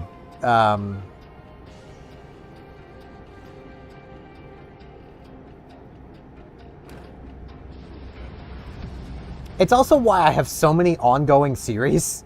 Like, because I could have been doing some PSO2 today. get that story finished up. Because we are pretty close. Of course, YouTube pauses my music. We are pretty close to the end. Like, we're not at the end, but we're pretty close. It's probably like 1 or 2 streams left. 1 full length, probably, and like maybe 2 shorter streams. And then the main story of PSO2 is done. Like, we are that close to the end. But I'm also like, there's so many other games I could play. This is why I need to sit down and actually make a schedule. Like, it's just something I need to do. That has become more and more obvious to me the longer I do this. I need to make a set schedule and then keep to it. Because, Jesus, I have no self-control. I will just start so many series and never get back to them. I will say, I'm not sure I'm going to continue at Armored Core. I don't hate the game, but it doesn't feel like a good stream game. It feels like a pretty good game for me to play in my own time, but it doesn't feel like the best stream game. I will say as well, like, from having played Dark Souls and seeing what FromSoft can do with a lock-on system, the lock-on in Armored Core 6 annoys me to no end that it's so bad. Because so many of the encounters I've died in Armored Core 6, like, I shouldn't have died in. And if I had had a proper lock-on, I wouldn't have. But their lock-on system is terrible. Winters! Ah, this theme. And Brental Floss has such a good rendition of it.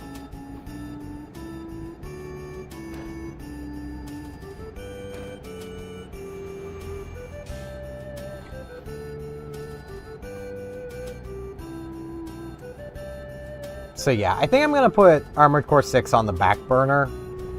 If I do want to do another like hard Souls-like game, I could just play Dark Souls, or I could possibly do Hollow Knight.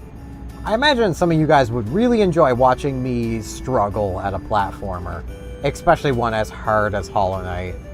So, I've also thought about playing Cuphead. Though, like, Cuphead I have to get past a bit of a mental block with. Because, like, that's one of the games that I had played back when I was with my ex. And she had kind of ruined that game for me before we'd even split. Like, I thought I was being clever using the little homing shot, and she got so upset that I was doing it that I just felt awful and stopped playing that game. So, yeah.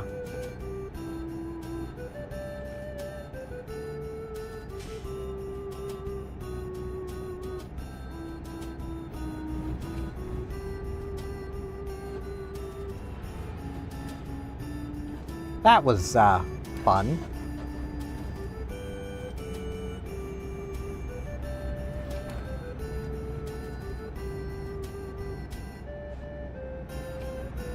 So I'll probably do, like, Hollow Knight. Even though Hollow Knight is another game that I had played back then, but at least I don't have anything, like, that majorly negative with it. It's mostly just, like... I remember I had managed to do something my ex couldn't do, and she got upset that I managed to do it. Or it wasn't that she couldn't do it, it took her a while to do. And I just kind of put the game down at that point. It was just like, alright, yeah, I'm not...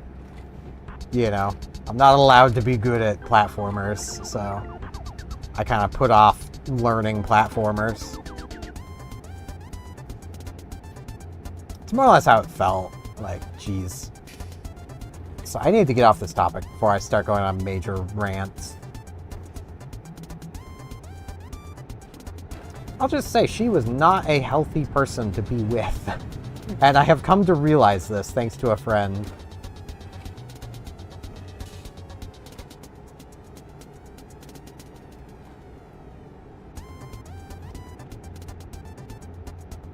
I love this dinky music.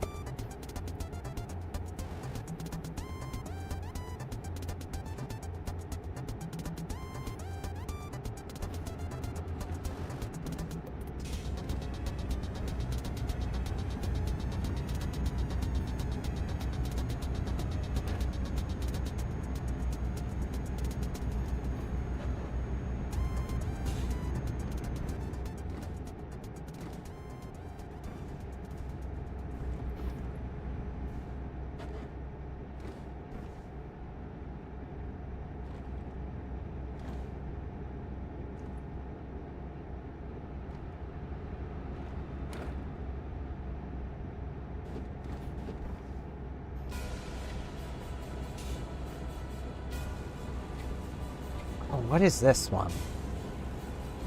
This is Magatsu, I believe. Maybe? No. Oh, what theme is this? It's gonna bug me. What theme is this? Profound Darkness. Yeah, if I just waited a second. Yeah, this is Profound Darkness.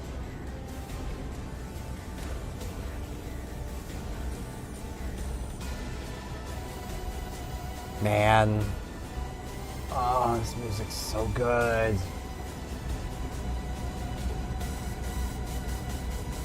Because this is, yeah, this is Ooze.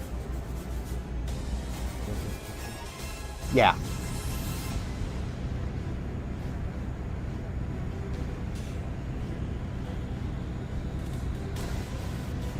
The Profound Darkness's battle theme here is like a love letter to Phantasy Star fans. Because this part that's playing right now is called Ooze. That is the final boss theme to Phantasy Star 4.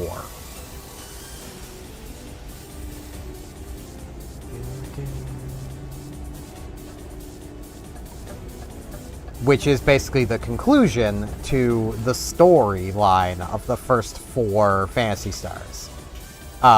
If you ever want to go back and play those games, play them all. You will be missing information if you don't. You can still enjoy the other games without playing, all of them. It's like you could play like 1 and 4 and enjoy them. But you'll get the most out of it playing all 4 of them.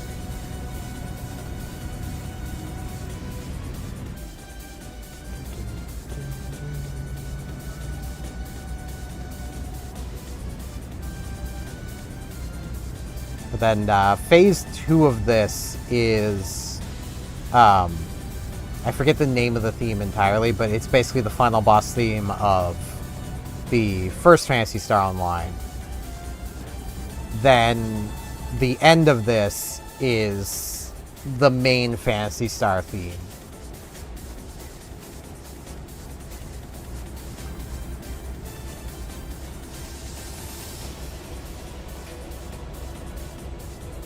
It's such a love letter. Like, Sega does such good music.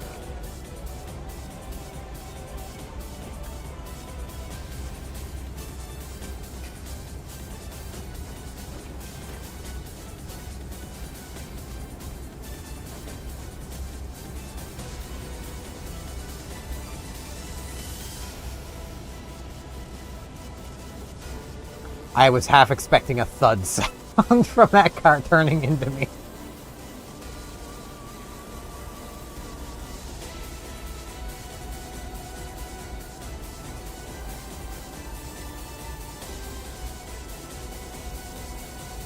And I love this so much.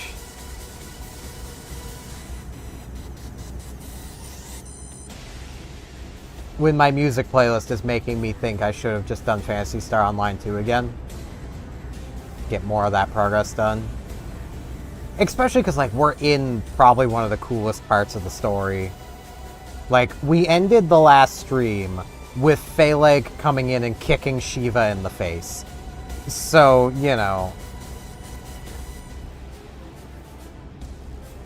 that in of itself is amazing. And it's also just perfectly Phaleg. Like, for those who don't know as much, hello Mangled APU. What you've entered now is me yapping about Phantasy Star Online 2. While playing Euro Truck Sim 2. Because I have basically nothing else to yap about while I do this.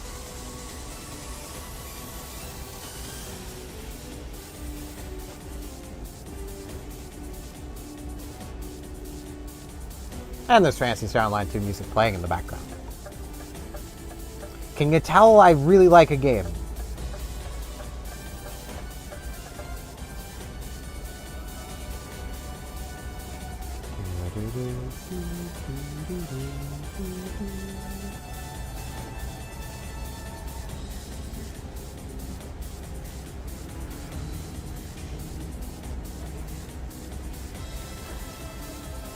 I forgot where I was going with my chain of thought. Right, I was going to explain Phaleg to people who've not watched my Phantasy Star Online 2 playthrough. The TLDR of Phaleg is she's Eve of Adam and Eve, but still alive thousands of years, hundreds of thousands of years later, basically.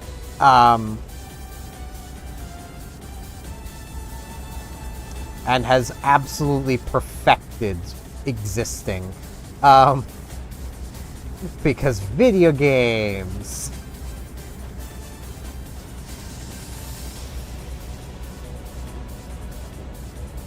She literally hopped dimensions to go kick a god in the face. Because it dared hurt her favorite human.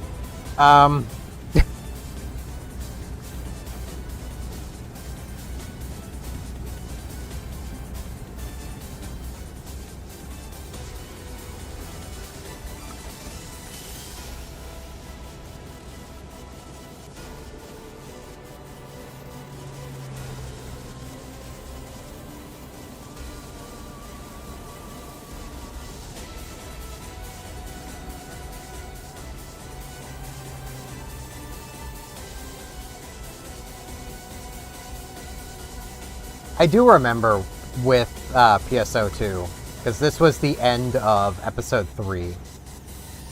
I remember so many players being like, right, this is the end, isn't it? Like, they're going to move on to the next game now. And then episode 4 got announced, and everyone was like, wait, hold up, what?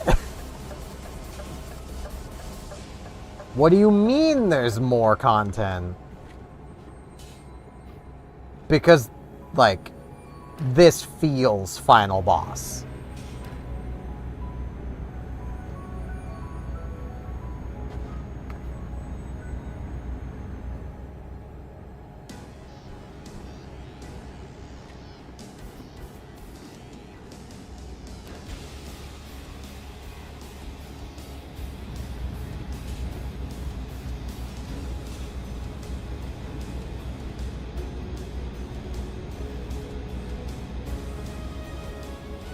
This right here is, like, the final boss theme for the original Phantasy Star Online. Like, this is the Profound Darkness's theme from that game. Which was an awesome callback. Because in the Phantasy Star lore, like, the Profound Darkness is the big bad. If I was slowing down...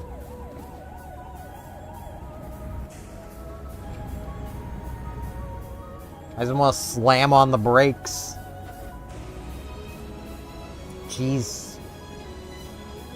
Like, the Profound Darkness is basically a universe-destroying threat that just keeps coming back. Because it's basically a being created by negative emotion, which will never not exist. It is the culmination of the lust for power, beauty, greed, you know,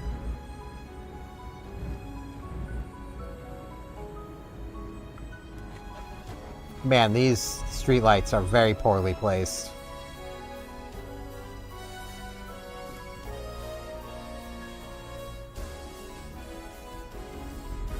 So, obviously, it will just keep coming back, because those feelings are never going anywhere.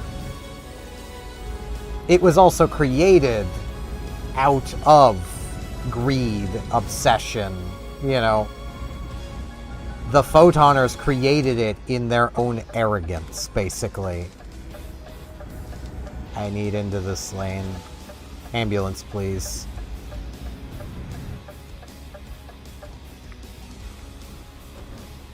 Because apparently the left lane is only for turning suddenly. Man, European roads really be like...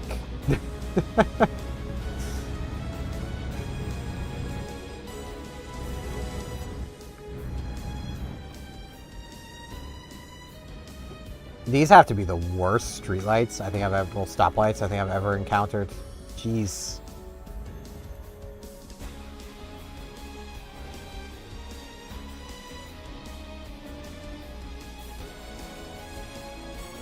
But, like, the Photoners ended up creating the Profound Darkness while attempting to create a clone of the sentient planet Xion.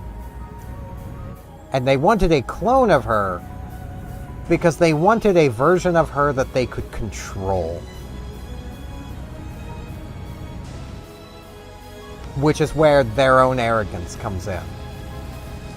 They thought they could control the omnipotent planet Xion.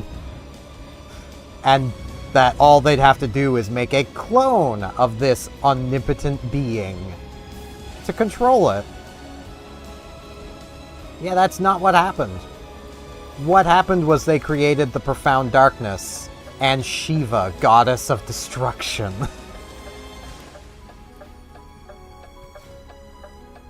Because they made the Profound Darkness, and then they realized, ah crap, we messed up bad.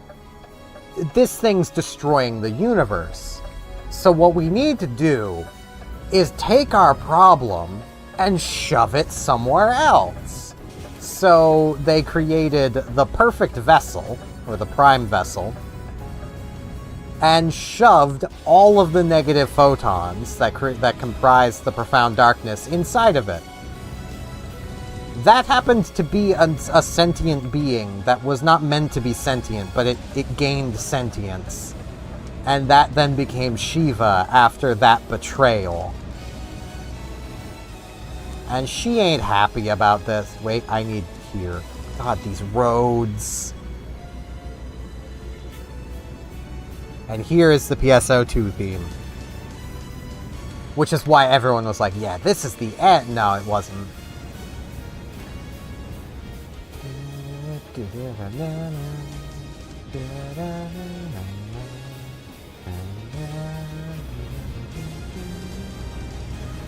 It's so tempting to...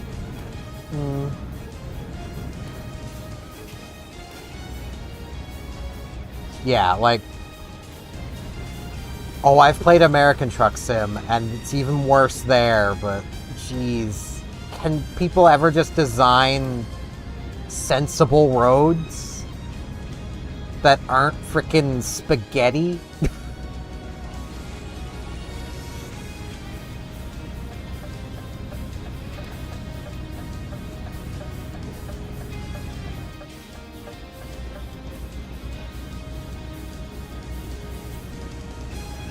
Yeah, Phantasy Star Online 2 has an amazing story to it. I wish I could recommend people play it, but to do that you need roughly 140 gigabytes of free space just to play the original Phantasy Star Online 2. Because you need to have New Genesis installed to download and play the original game now.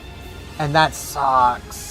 I want people to be able to play and experience PSO2 because it's so freaking good. But I can't ask people to find that much storage space. I can't.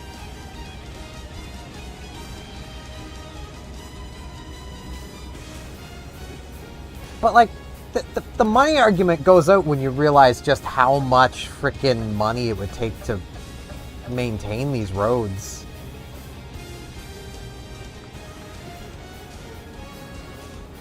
I don't know how big the new Black Ops game is, but I struggle to recommend games to people if the file size is larger than like 80 gigabytes, because that's just too much frickin' space. Like, oh Jesus. Yeah, nobody play that, please. Do not encourage them.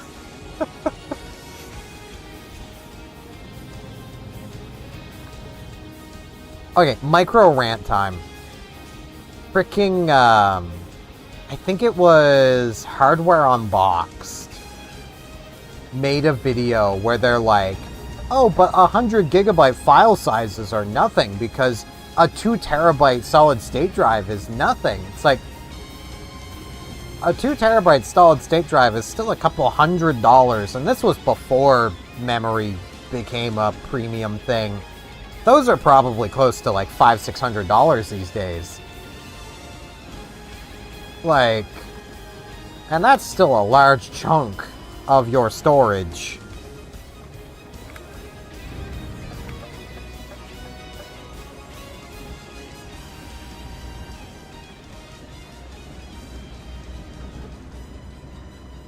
Like, I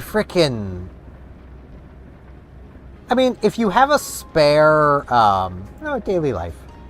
If you have a spare M.2 slot on your motherboard, you can copy everything from a smaller drive onto a bigger drive, and then replace out that small drive.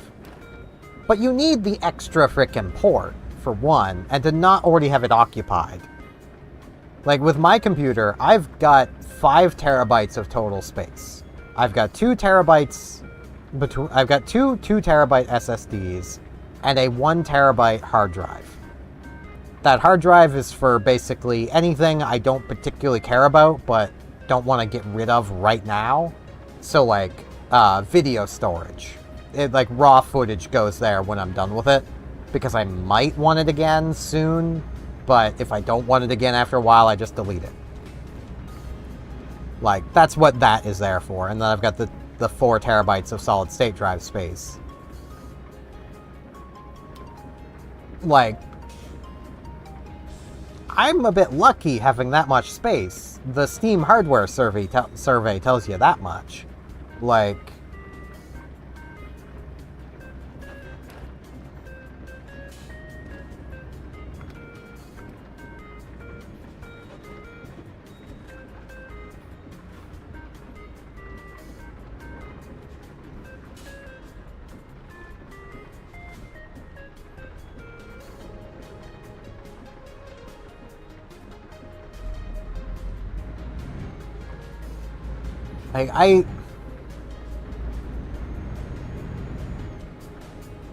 yeah, like, ooh. Pretty sure this is Le Main's theme, maybe. Right? Yes. Such musical whiplash, I love it. I need over in that lane.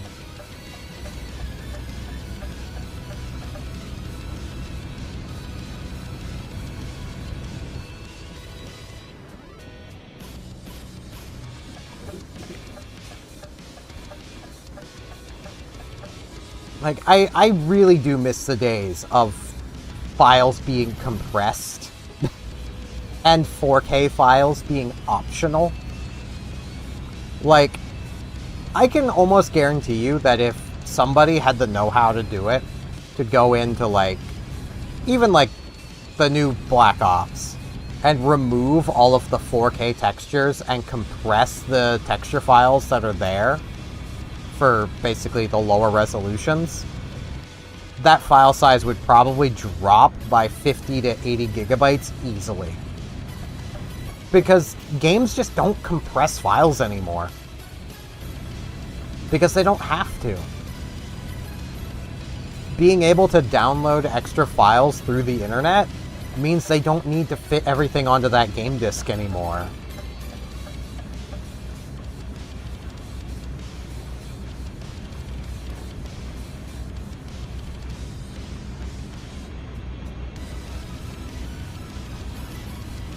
Yeah, but those don't need to be uncompressed until that map is loaded. That's how games used to do it. Like, it didn't load everything.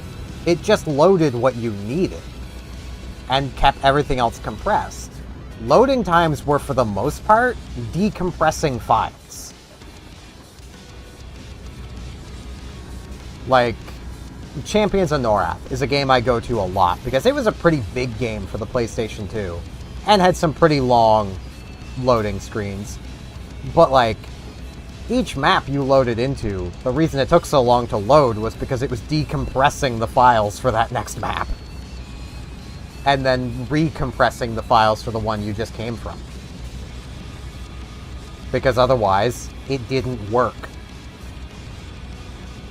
Yeah, they got lazy, and people encouraged it, and it's where, earlier in the stream I was talking about how basically optimization doesn't exist anymore, and it's basically because we as consumers encouraged it, and it started by people not putting their foot down on file size. Because have you noticed that as time's gone on, one, games have become less and less, like, engine optimized, but the file size has just been getting bigger and bigger.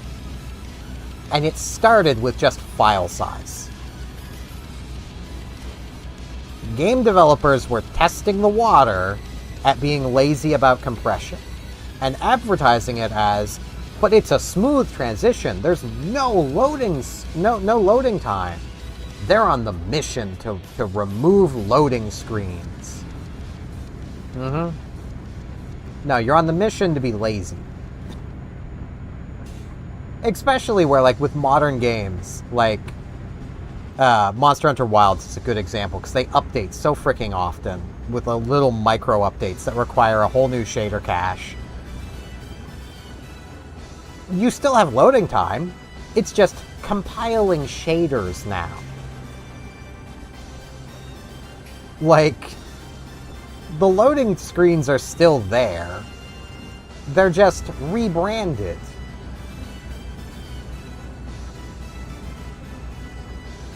The Colosseum.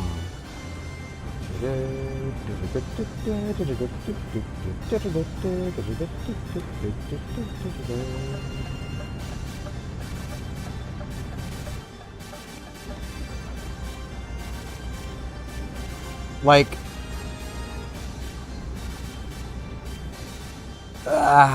it drives me nuts.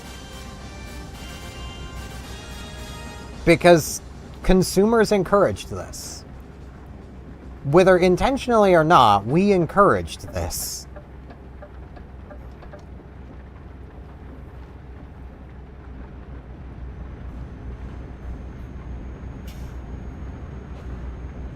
Like, you see a lot of hate directed towards, like NVIDIA and AMD for, like NVIDIA, well, they made the 5090 and it's so unaffordably expensive, but game developers are developing for the 5090. It's like, well, no, they're not. Game developers just aren't optimizing their games anymore because of frame generation and upscaling and all these things to make the product look worse, but not actually improve the experience. But it does make the game technically run at the frame rate you might want. I hate NVIDIA's pricing. I will fully stand by that. And NVIDIA is focusing way too much on AI. Every company is focusing way too much on AI. I don't want to go into the whole rant because I did that in yesterday's Animal Crossing video. But God, do I hate the idea that AI is making game development accessible. No, it isn't. It's always been accessible. It's making it lazy. It's creating slop.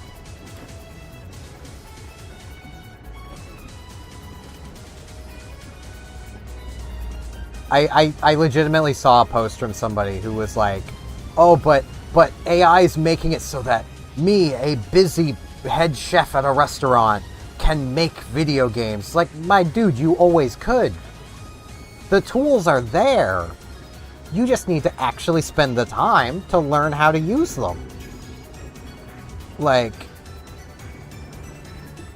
and I said something in that video I'm gonna repeat here. Like, if any of y'all watching this, at any point in the future, or right now, make a game. Tell me about it. Tell me, give me the itch.io. I will play your game. I will give you feedback. I will, free of charge. I may not play it on stream or anything, but I want to see real creation. And the tools are there. You can make things. Like, if you want to make an RPG, wait for a good sale, buy RPG Maker. Yes, that engine gets a bad rap because there's a lot of lazy games made in it. But hey, at least they're games. And it basically is just point and click. Click and drag. It's no more complicated than using MS Paint to just make your game. If you want to make a Fire Emblem-like game, there's SRPG Engine. That also goes on sale pretty often, which is like RPG Engine, but for tactics games. If you want to make a 2D game, Godot Engine makes doing that so easy, and it's free and open source. Unity has such a large pool of free assets to use. Like, you want to make a visual novel, Ren'Py. Like, all of these are such easy to use tools that are out there, exist, and are not hard to use.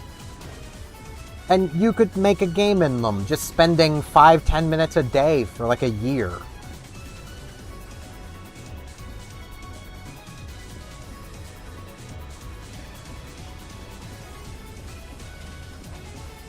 Oh god, has Roblox really fallen that far?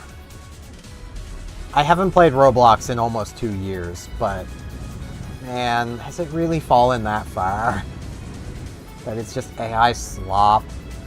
I know when I did last play it, there was a lot of people doing the same things, but like there was a lot of just like copy-paste, like obbies and stuff. Man, that's sad.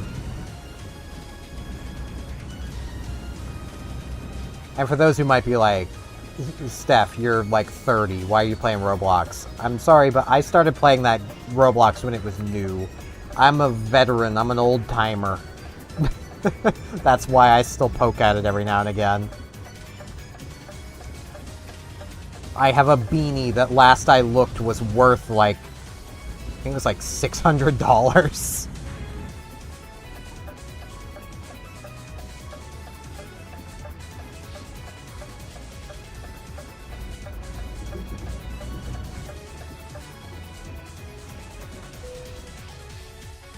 Yeah, let's see if I can do this. It's only 40 experience, but let's see if I can do it.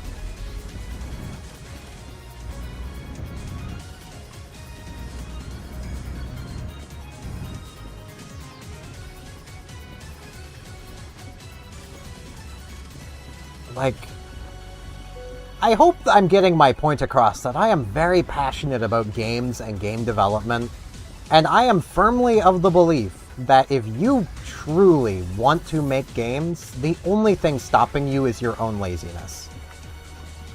I say as somebody who wants to make games, but as I am extremely lazy.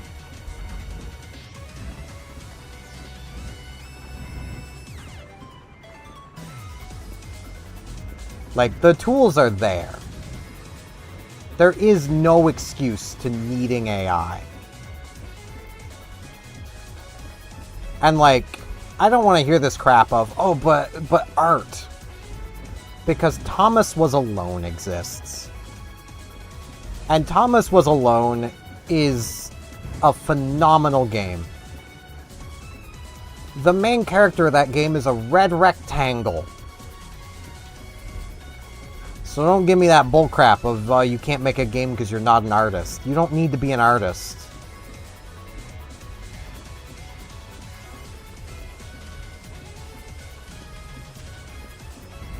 Honestly, Thomas Was Alone is a game that, like, I would highly recommend everybody play. It's a really good, just phenomenal platformer with just an amazing story to it. Which I know, like, platformer with a story? Yeah, they can actually have story. I mean, Hollow Knight, but, like, this is an old platformer.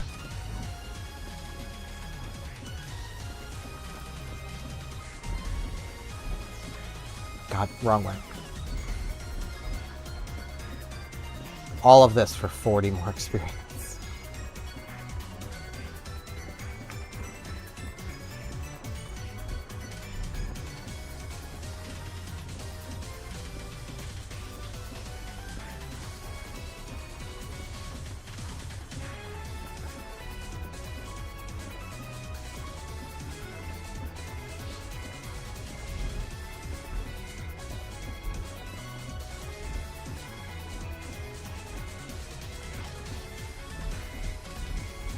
I've looked into Satisfactory.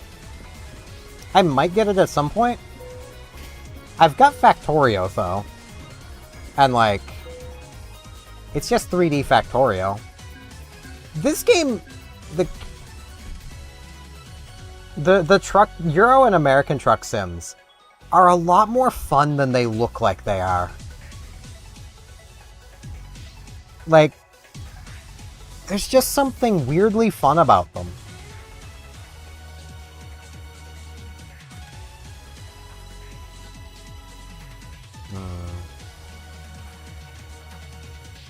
That'll take me to a new place, which means new jobs.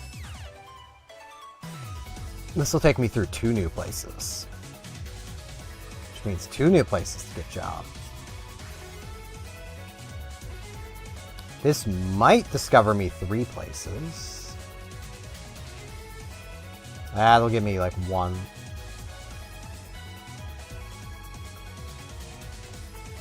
I don't know if that takes me close enough to Linz or Salzburg.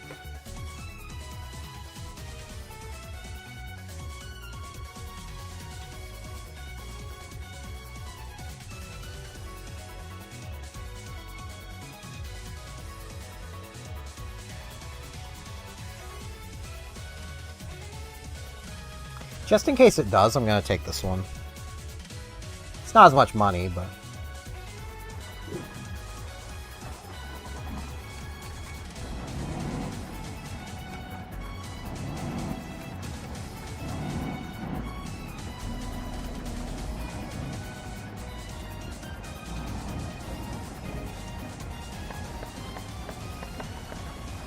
Okay, good blinker sound.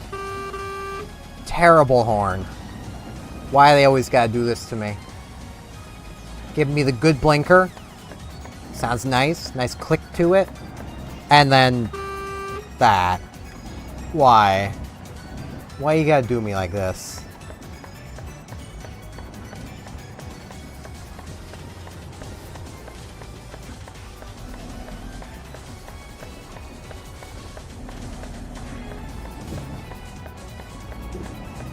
But like, I even want to finally like just give it and get making games. Because I have ideas for games I want to make. I'm lazy. So I need to just stop being lazy and make them. Because they're not going to be like spectacular games or anything. I know that. But I just want to get it out there.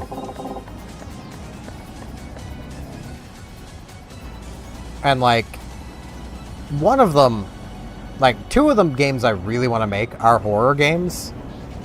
And both of which are closer to the comedy side of horror.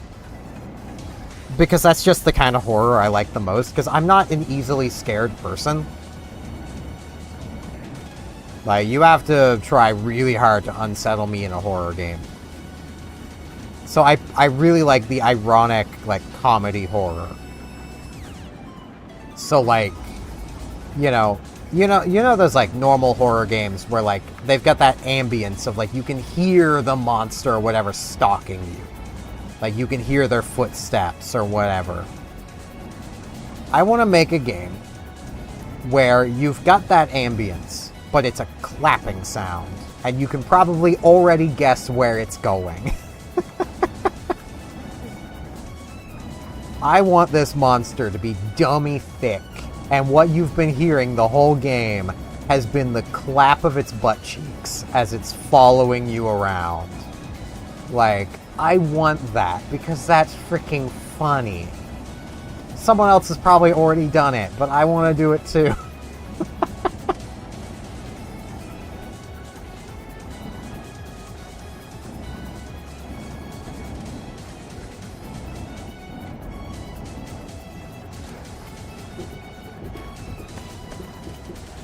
And the other thing I want to do is something that would be kind of comedic, but also I feel like it would probably spook some people, is I want to make a game based around Woody the Talking Christmas Tree.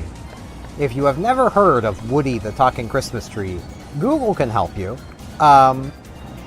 It is a Nova Scotian Christmas tradition. The thing looks like a horror monster already, and people take kids to see this thing.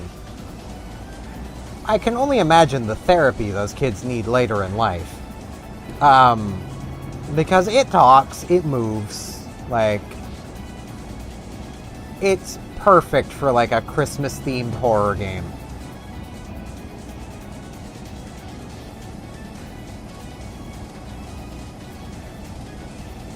Like, those are just like two of the ideas I've got. Very basic, but I need to get around to making them. Because I could probably do it. Like, yeah, I'd have to learn a bit of probably Blender to make some 3D models. Especially for like Woody. But like, I don't plan on selling them, so I could probably just find some like free to use models and modify them.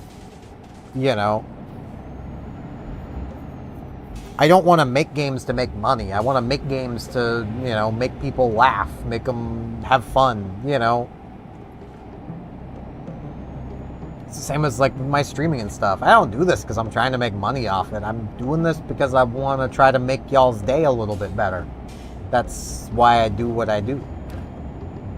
And if I can have fun while I do that, then that hopefully translates to you guys, and you also have fun. And, it's a win for everybody.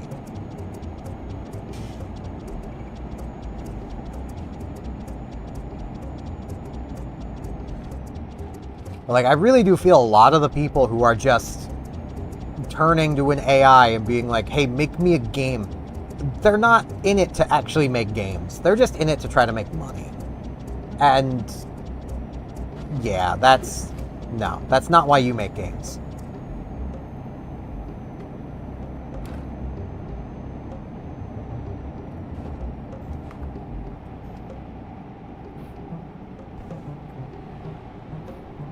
Like,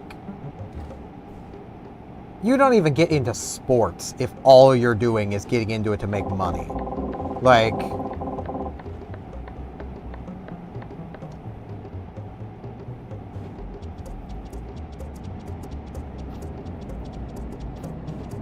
now, if you're just trying to make money off of sports, you're probably sports betting. Which, power to you. Gamble your money away. I couldn't care. I don't want to crap on sports betting, but I'm not the biggest fan of gambling in general. But given how just unregulated a lot of it is,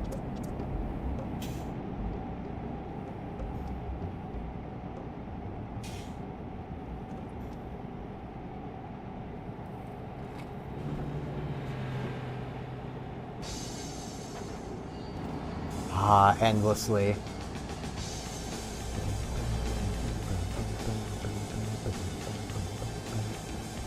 This is Trial of Wisdom, I think. Is it?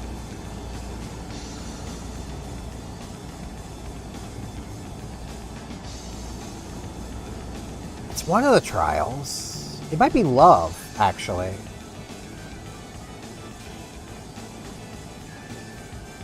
Oh, it's been too long. I don't remember which theme goes to which trial anymore. No. Well, that settles it. I definitely need to, for my Christmas stream, play Star Ocean. Play through Star Ocean 2 in its entirety. I could do it. I can beat that game in like 7 hours pretty easily. Probably faster, actually.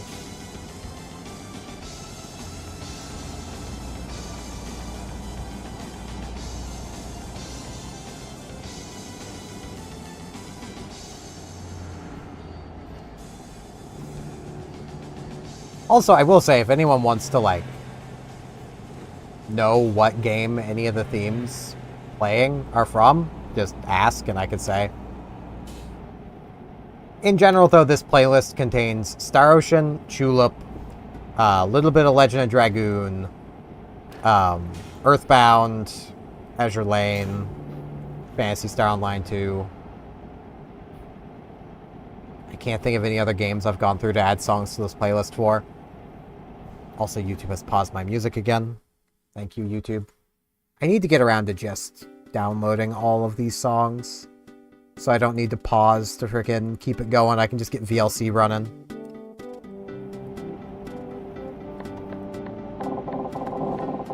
Or just see if I can find a plugin for Firefox that just keeps videos playing. The last one I found that claimed to do it didn't work, so... Or I could buy YouTube Premium.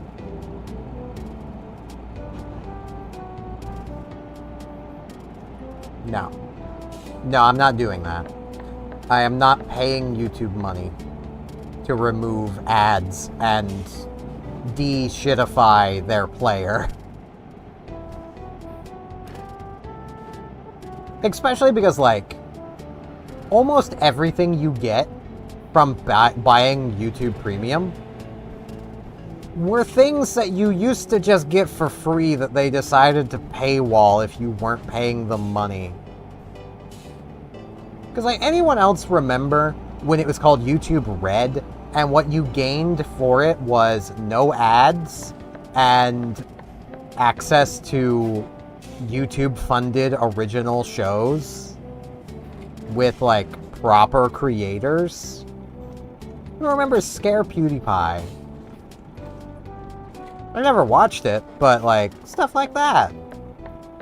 That was pretty cool. I miss when they used the funding from that to do things like that, instead of just shove more AI down our throats.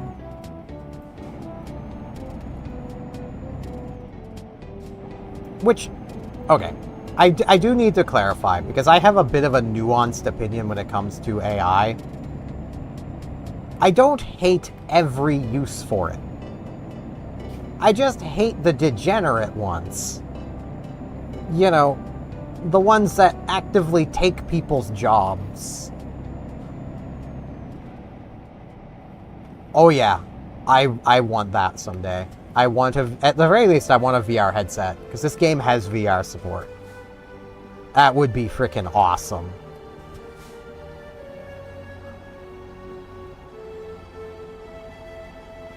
Moderate, the theme of Mars. But, like, an example I give quite often for something I want AI to do is if there was a plugin for Vegas 18, Sony Vegas 18, the editing software I use, that just simply used AI to scan through the audio and remove dead space between words and sentences. Just remove that blank white noise from just the microphone buzzing away, because they all do. That is the kind of tool I want AI to be doing. I don't want the AI to edit the whole thing for me. I just want it to scan through and remove white noise, which makes my job easier. I want it to help me, not replace me. And I feel like artists are in that same camp. I'm sure there's a lot of artists who don't mind, say, an AI background removing tool. An AI-powered background remover. Because that could be better than the just programmed algorithm one that's already in their program. That would help them without replacing them. I don't know why this is so hard for AI companies to understand. People would be all for it if they were building tools to help, not replace.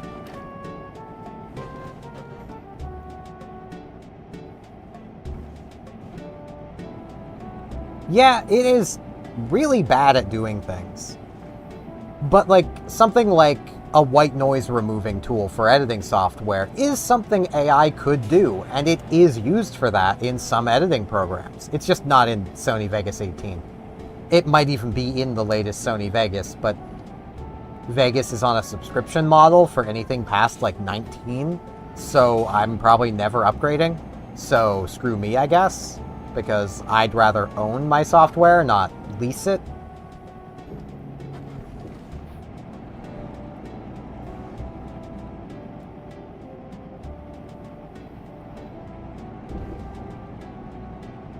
But like, I'm not a diehard artist. I draw from time to time. But I don't even mind using generative AI for a quick concept that you then redraw yourself. Or throwing your own art into that generative AI to be like, hey, add wings to this character. Because, let's be real, concept artists already do that stuff. They just go and find a PNG of wings and slap it on their character to see what it looks like. If it matched the art style too, that just helps them in their concept. But again, that's helping. That's not replacing. How do I do this in this game? It asked me to pull in, but I don't know what it wants me to do. Just drive through, I guess. Okay. In American Truck Sim, you have to stop and press a button. The whole thing. It also beeps at you, and it's really loud. I don't like its beeping.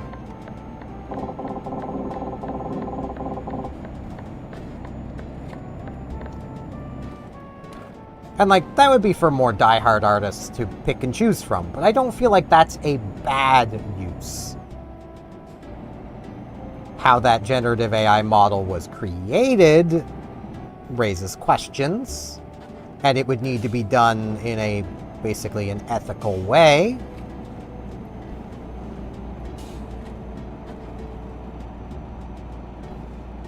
But I feel like that tool should exist. But again, that's to help, not replace.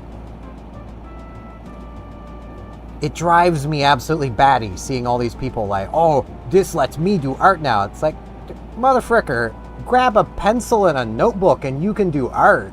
Yeah, but I'm bad at it. So practice. You're bad at everything until you practice at it. Like, if you want to get good at something, you gotta do it. You're not gonna get good at art by turning to freaking Grok and going, hey, make me anime girl. Like, you're not gonna get anywhere from that. You're not even gonna get a good anime girl out of it. Especially when you can just go to Google and type in anime girl and find artists who have drawn anime girls that probably look so much better. They're not yours, but that one that Grok made isn't yours either. So, what's the difference?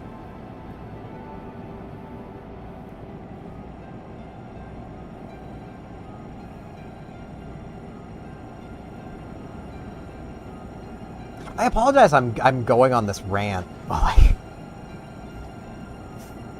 thinking back to that post has re-frustrated me. It's like,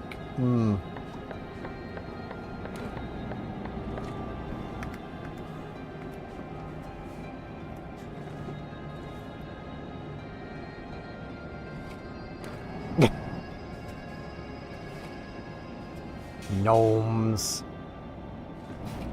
Always the gnomes. I saw there was another beta branch update for Voice of the Void and was kind of tempted to go back to it, but seeing a lot of people say it is very broken has me kind of, eh. I'll probably play some Voice of the Void on, like, Christmas Eve or Christmas Day, though. Because those are going to be, like, variety streams. With basically just everything.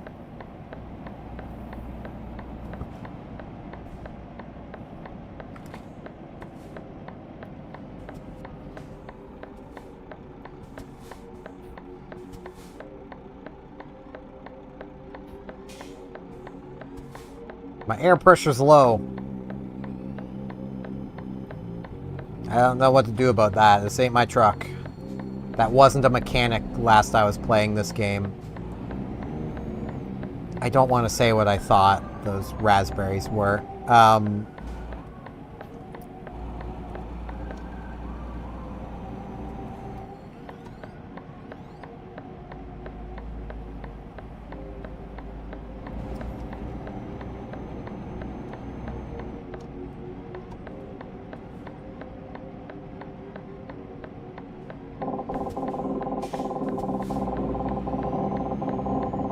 That is very fair.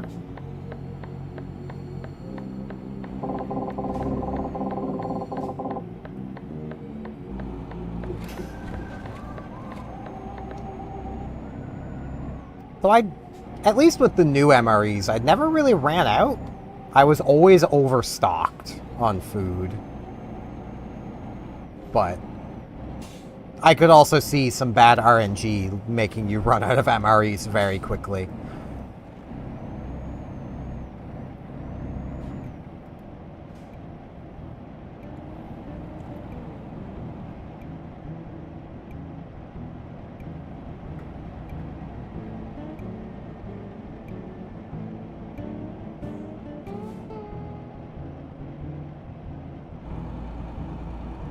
Yeah, that's fair. I could see that.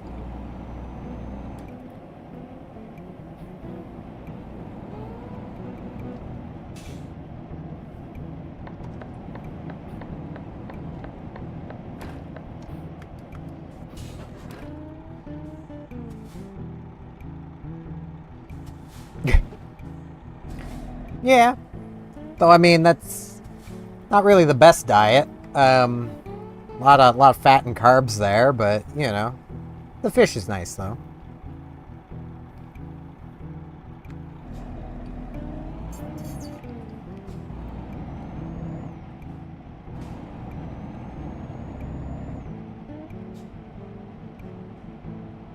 Yeah, there's a lot of games I want to play during the Christmas stream. I don't know if I'll do them Christmas Eve or Christmas Day, but it'll be a mix both days. I know I definitely want to play some Top Shop. I'm almost tempted to see... no, she doesn't work. I was going to say, I'm almost tempted to see if I can convince my my older sister to play Top Shop for a bit. Just to have, like, multiplayer, because I know she likes Top Shop.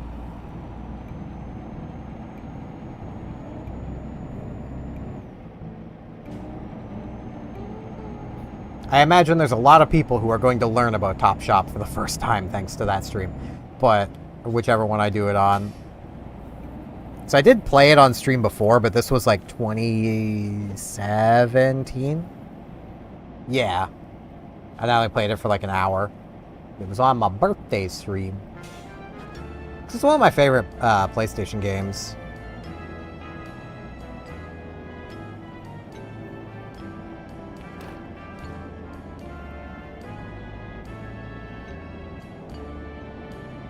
Ooh, mossy car batteries. Very tasty.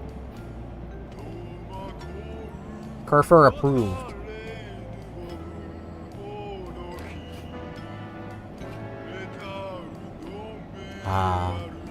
Tale of Golden Raccoon, I believe this is.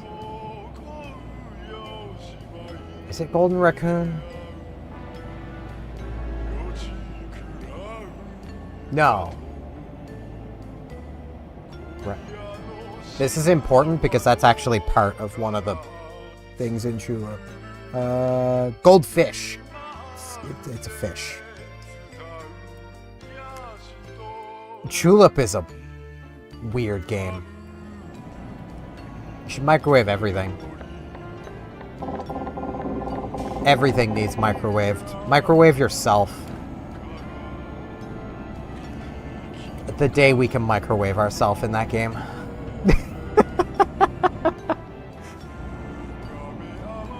Dr. Knows, I know you'd never watch this, but industrial-sized microwave big enough to walk into. We need it.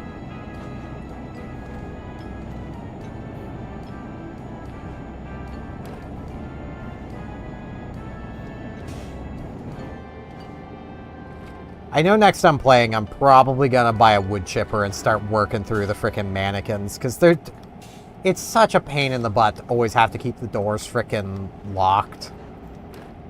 Or have them just kick my stuff around everywhere.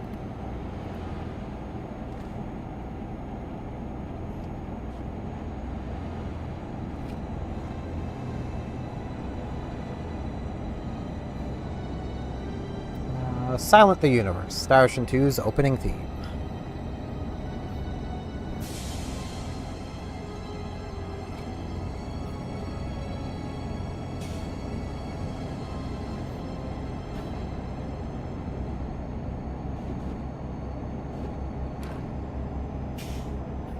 This will probably be the last delivery of this stream. I might go a little longer. I don't know yet.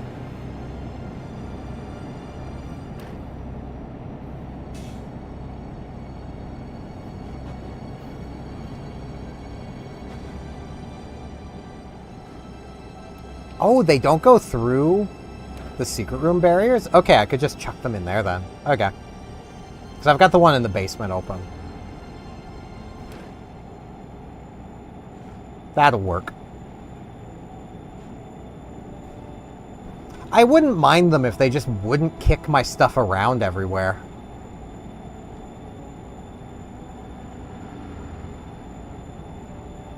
I think that's my biggest problem with them. They just kick stuff around. They make a mess.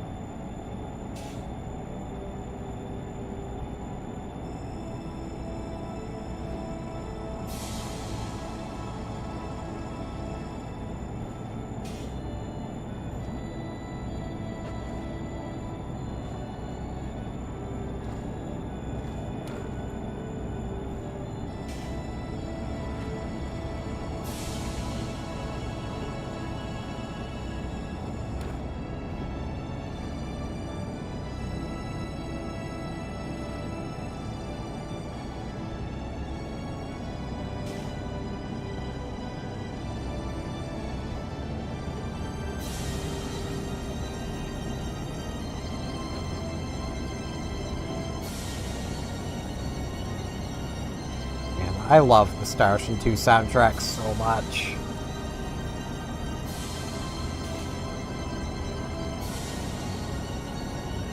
Like, this is a case of just listening to this OST, would you assume this is an original PlayStation game?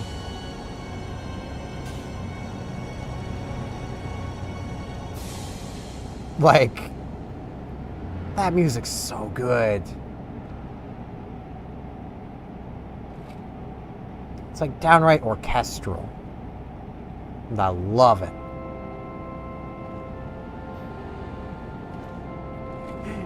Everyone is talking about you.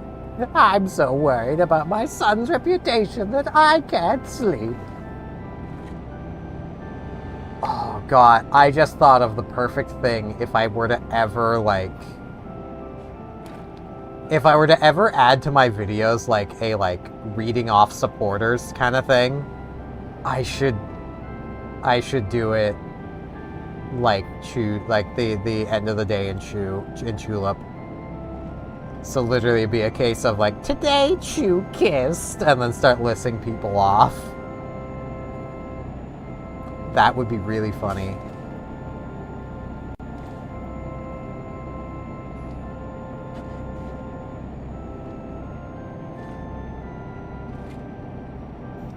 I'm gonna have to write that one down later. Because I do eventually want to enable memberships on my YouTube. Not so that people can actively support, but so that YouTube is more likely to recommend my stuff. I just need to get around to actually doing it, which means I need to basically recover my AdSense. Because I don't remember the login. And the last time I had ads on YouTube was like 3 phones ago, and that phone is completely dead, so I can't just access that app. So I'm gonna need to like recover it.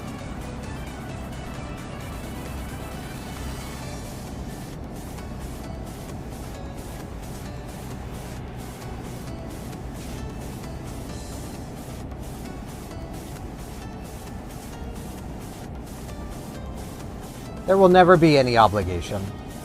At the moment, if people do want to support me, you can subscribe on Twitch. And I'm almost never gonna do this shill, but if you do want to support and you have Amazon Prime, you have 1 free Prime sub you can give every month. You have to manually do it. It's a pain in the butt, and give it to people who might actually need it. But if people do actually want to support and they have Amazon Prime, that is a way they can do it.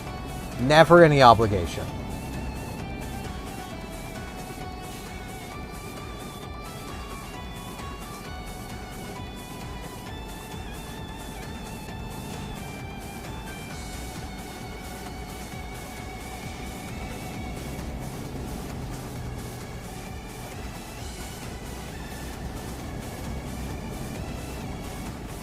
Alright, if you do, can manage it, I definitely will appreciate it. But, no pressure, no obligation. I don't want to shill for support.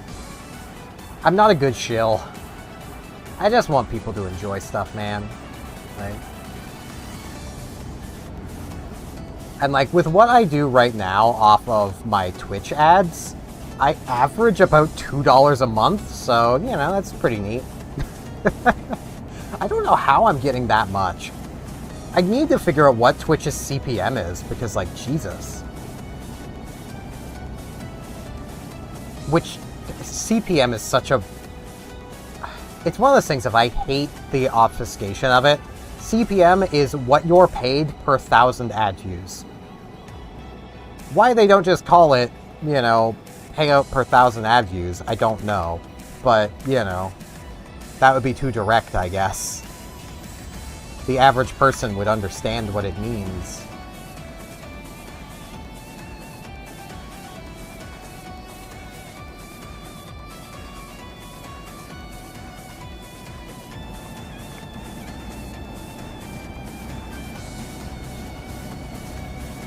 And then also musicians might understand what it means. I still remember last year, I think it was,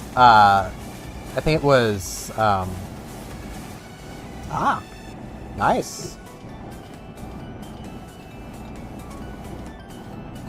The whole...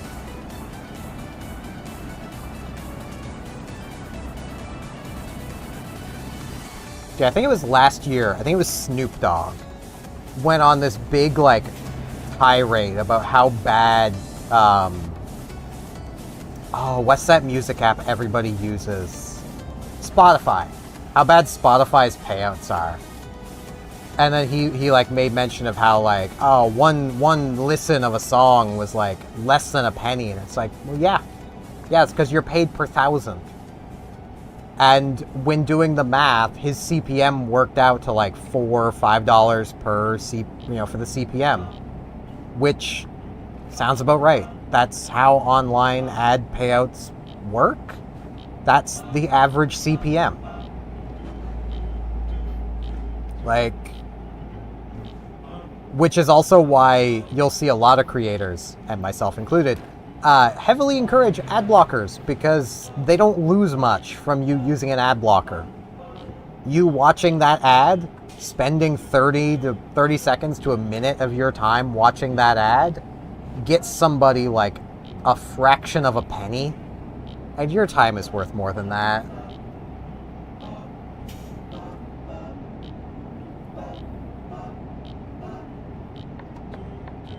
Yeah, like, that's kind of where, like, Patreon comes in.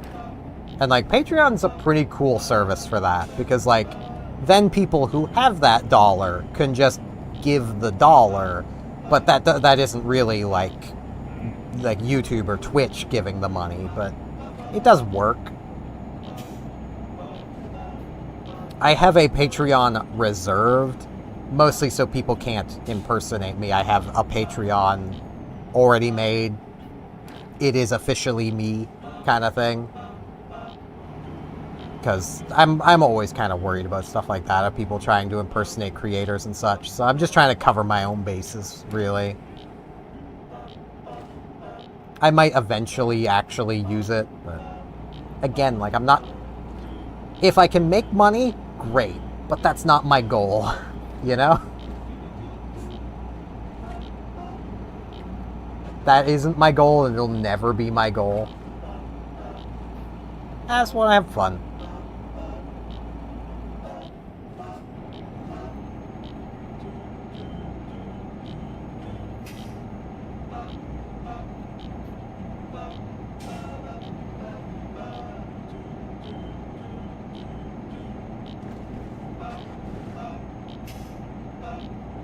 Yeah.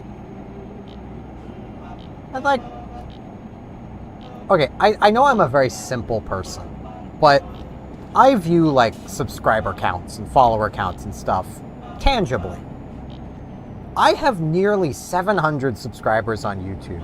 That is almost an unfathomable number of people to me. I'd say I'm already popular. I'm just not, like, minor celebrity popular. I have had more people than I can visualize M&Ms find my content and be like, yeah, I like this guy. Yeah, if I can't visualize the number in M&Ms, number's too big.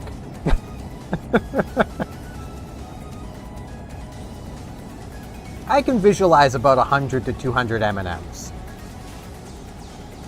Once you start getting into, like, the 500, 700, 1,000 range, that's so many M&Ms, man. Like, it's just, that's too many M&Ms. I would say Smarties, but that means something different depending on where you're from, and the size of them is different depending on where you're from. I'm Canadian, so Smarties for me are... What are they called to Americans? They're little chocolate candies. Like, they're a little chocolate covered in candy. They're like M&Ms, but different. The 8-Bit Drummer mentions them so often, but I can't remember what he calls them.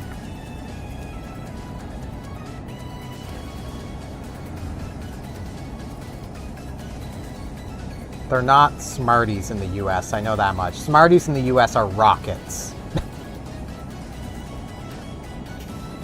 Names are so confusing.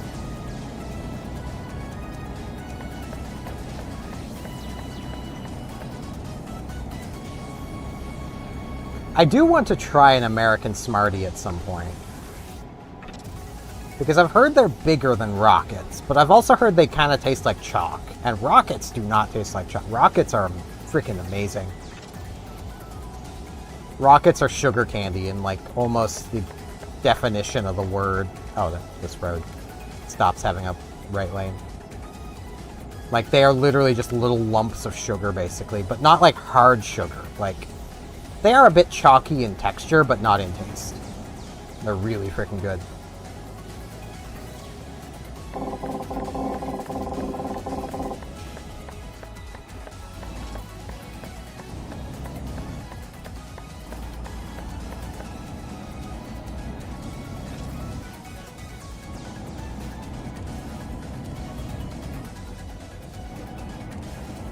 I mean, there's a lot of foods I want to try, though. I mean, until this year, I was a decently fat dude. I'm still kind of fat, but I'm getting better.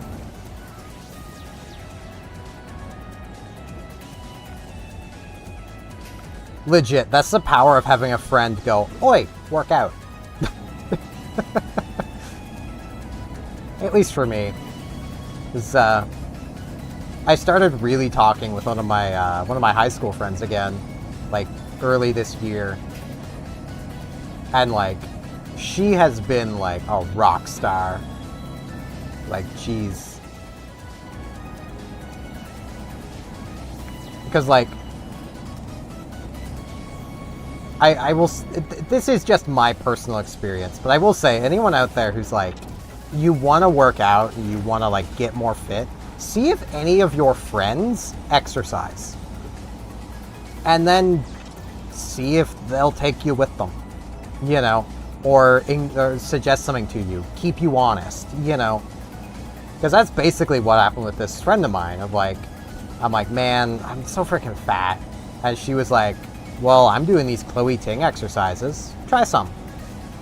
And then the next day was like, so hey, how'd the exercise go? You know, not like forcing it on me, but being like, hey, did you do it? How'd it go? And I did do it, because I'm an idiot, and I jumped right into a freaking, like, intense cardio workout and nearly died. I didn't literally nearly die, but it felt like I was going to. And then she was like, hey, so there are easier ones. And then, like, helped me find stuff to do, and, like, that was freaking awesome.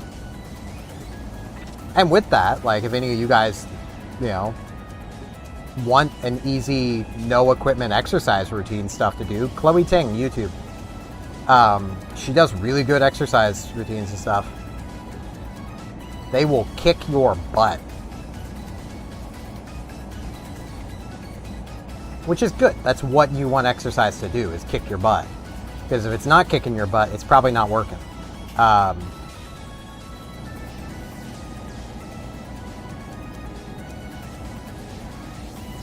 I'm sorry, I can't imagine going 80 on this road.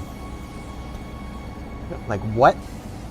I think I'm fine the speed I'm at. Especially at night.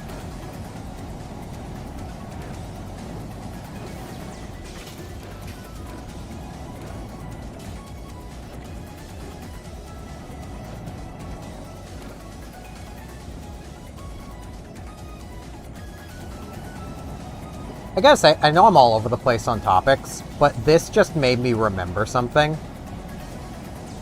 So you know how currently for cars, it's basically combustion, hybrid, or electric. Those are kind of your options.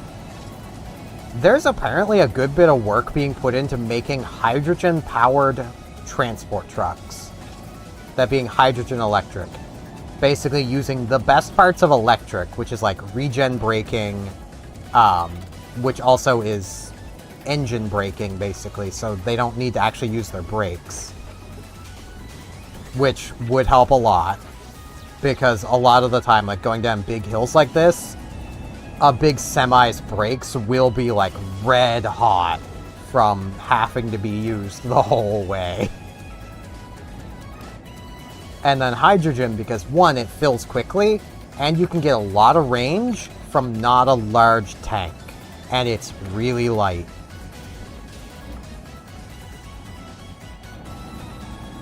And to anybody who's like, oh, but the Hindenburg probably exploded due to its coating, not actually that it had hydrogen in it.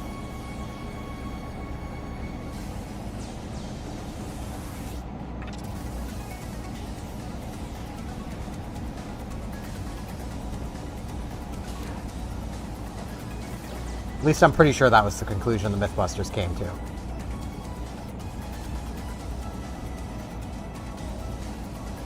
Because, like, that cloth on its own that it was made out of wouldn't have burned from just hydrogen burning.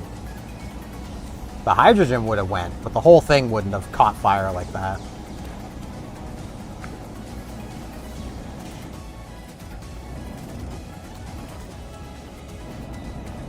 Yeah, it was definitely not a good design. It was Germany trying to show off, and when any country tries to show off, they fail.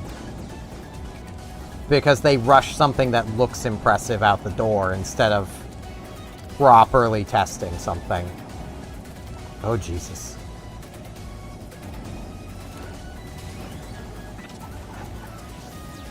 Oh, Jesus. They want me going 70 down this? No, thank you. I like living. Most of the time.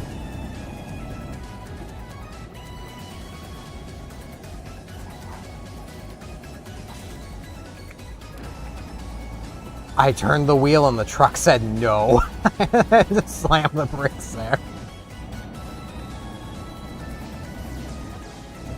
I mean, the compartment below where the hydrogen was being held was probably safe to smoke in.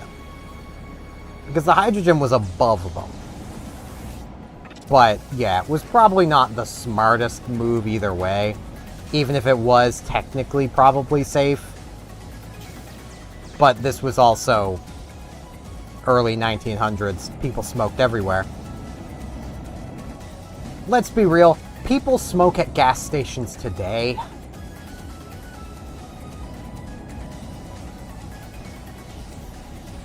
Because I know that can't just be a Nova Scotia thing. I know we got a lot of rednecks out here, but that can't just be a Nova Scotia thing. Where you get frickin', you know, dude with his cigarette in his mouth pumping gas. And it's like, do you want to die, my man? There are easier ways to do it that cause less damage. Like, Jesus. And then they act like you're unreasonable when you're like, hey, could you not? Like...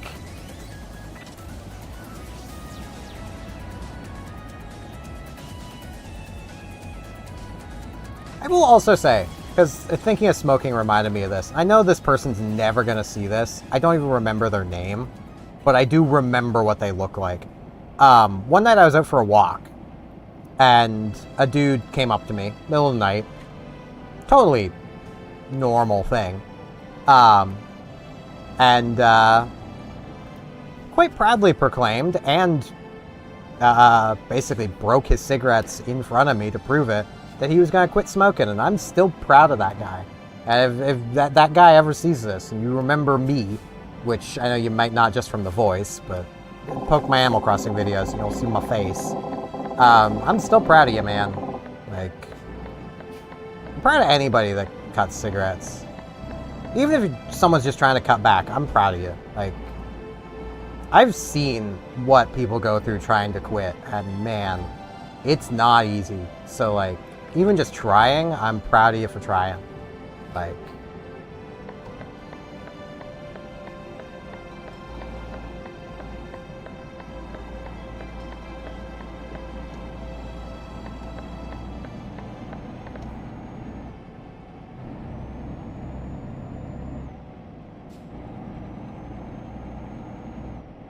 Because, like, my mother smoked from 18 till about, like, 55-ish. And when she was trying to quit, it took her a long time. She did manage it, though.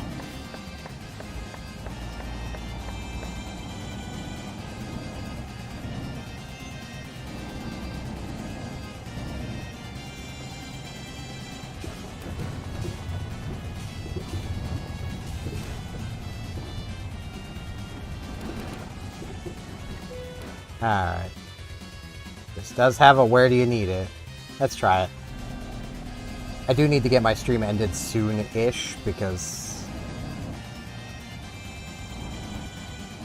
I gotta go watch the dog. Okay, they need it here. How am I gonna go about this? I can fit under this. I cannot fit under this.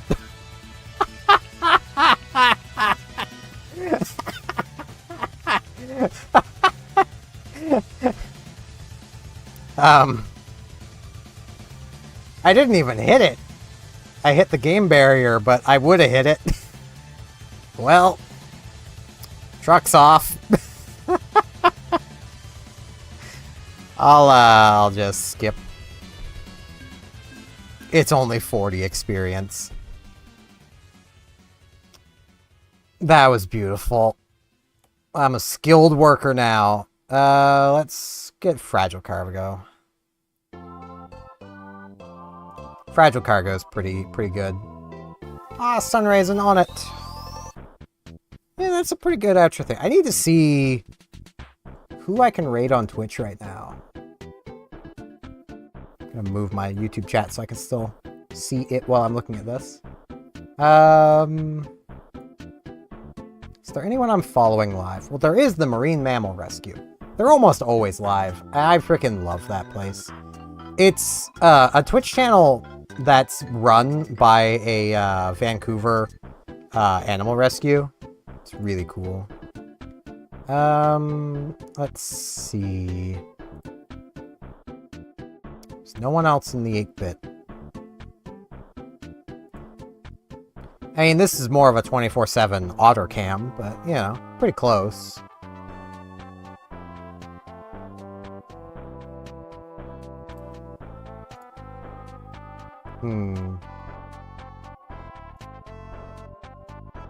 I don't know channels.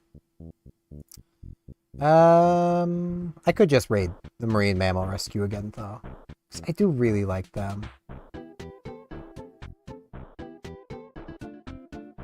Yeah, I think that's what I'm gonna do. Oh, otter.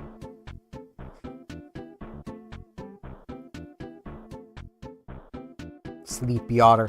Okay, I'm gonna get started on that raid. I might do a quick stream tomorrow of some Monster Hunter Wilds, just doing some like hunter rank grinding. I don't know yet. But I'll definitely be back on Saturday for some Unite Saturdays. I need to get a proper schedule going, which I'm gonna try to maybe do next week. Next year by definitely, which it's funny that you can say that and it's pretty accurate at this point. But yeah, that's going to be it for this one. I thank you all very much for watching and chilling with me today. And hopefully I'll see you back here on Saturday for some Pokemon Unite or possibly some Monster Hunter Wilds tomorrow. See you then.